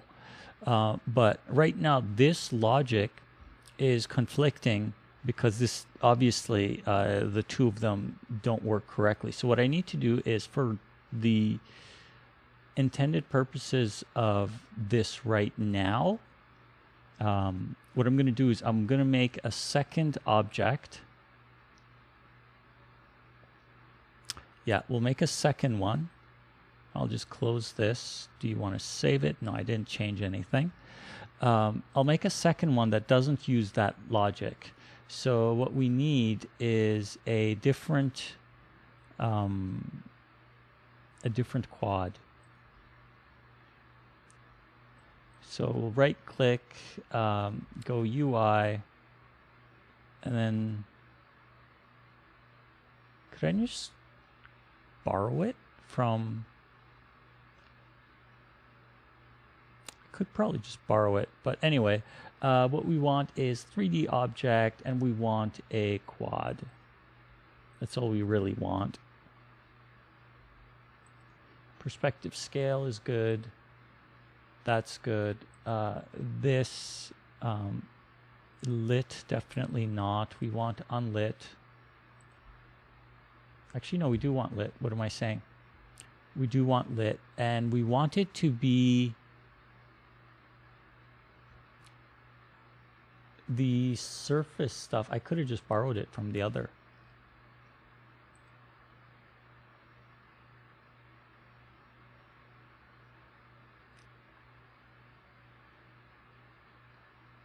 I could have borrowed it from, okay, let's save that.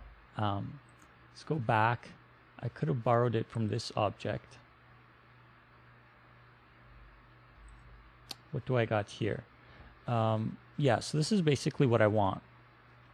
So pick up item, that material, we're not going to use that, but for right now, what I'm going to do is I'm just going to copy it because I don't remember what other settings need to go with it, but for right now, let's just go with it. Okay, so we'll go back to the dynamic object. Go here, right click, paste as child.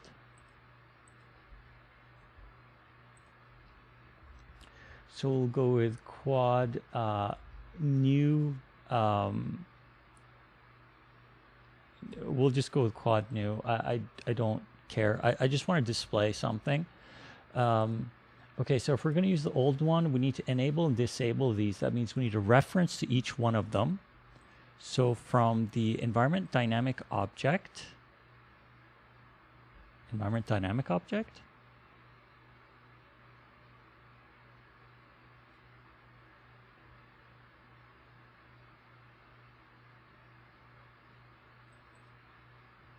no, here.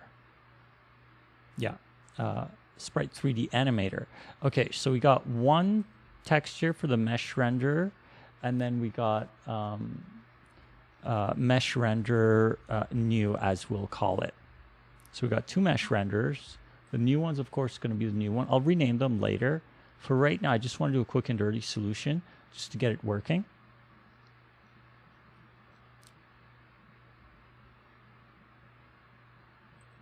Okay, so we should be able to say,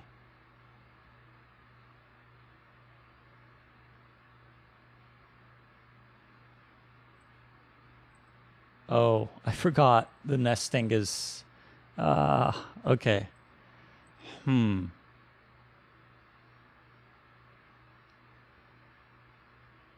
That's not going to work. No, I'm not thinking clearly. That's not going to work like that. I need to restructure it. This is expecting one thing, and that's something totally different. Okay, but you guys you get the idea of the direction we're going here. And it's going to be a nice weekend. It's not going to be hot like the other days, but it's still going to be a nice weekend. So definitely stay hydrated. I know I make that mistake myself too. I don't drink that much water and it gets to me pretty quickly. So definitely stay hydrated. But I think that's going to be it for me today in terms of what I can do. I'm just not in the right mind state. But yeah, so thank you for watching. I hope you got some entertainment or educational or both out of that. The next broadcast, of course, will be on Tuesday. I do broadcasts on Tuesday and Friday, and you're welcome to join the Discord. What I'm going to be doing is not yet, but sometime hopefully in the future, I'll see about organizing. I want to organize a monthly gameplay session where we'll play with the old client. So we'll be playing with this client here for those who are interested. And then eventually we'll start playing with the new client. The old client is still perfectly playable. Its performance is terrible, exactly what you would expect because it's Flash. But the new client will be, as you can see, it's going to be far better, and it's going to be utilizing the GPU and not just entirely bottlenecking on the CPU. But yeah, we'll get there sooner or later, and it'll be pretty cool once we get there. But that's going to be it for me today. So thank you for watching, and have a great weekend. Bye.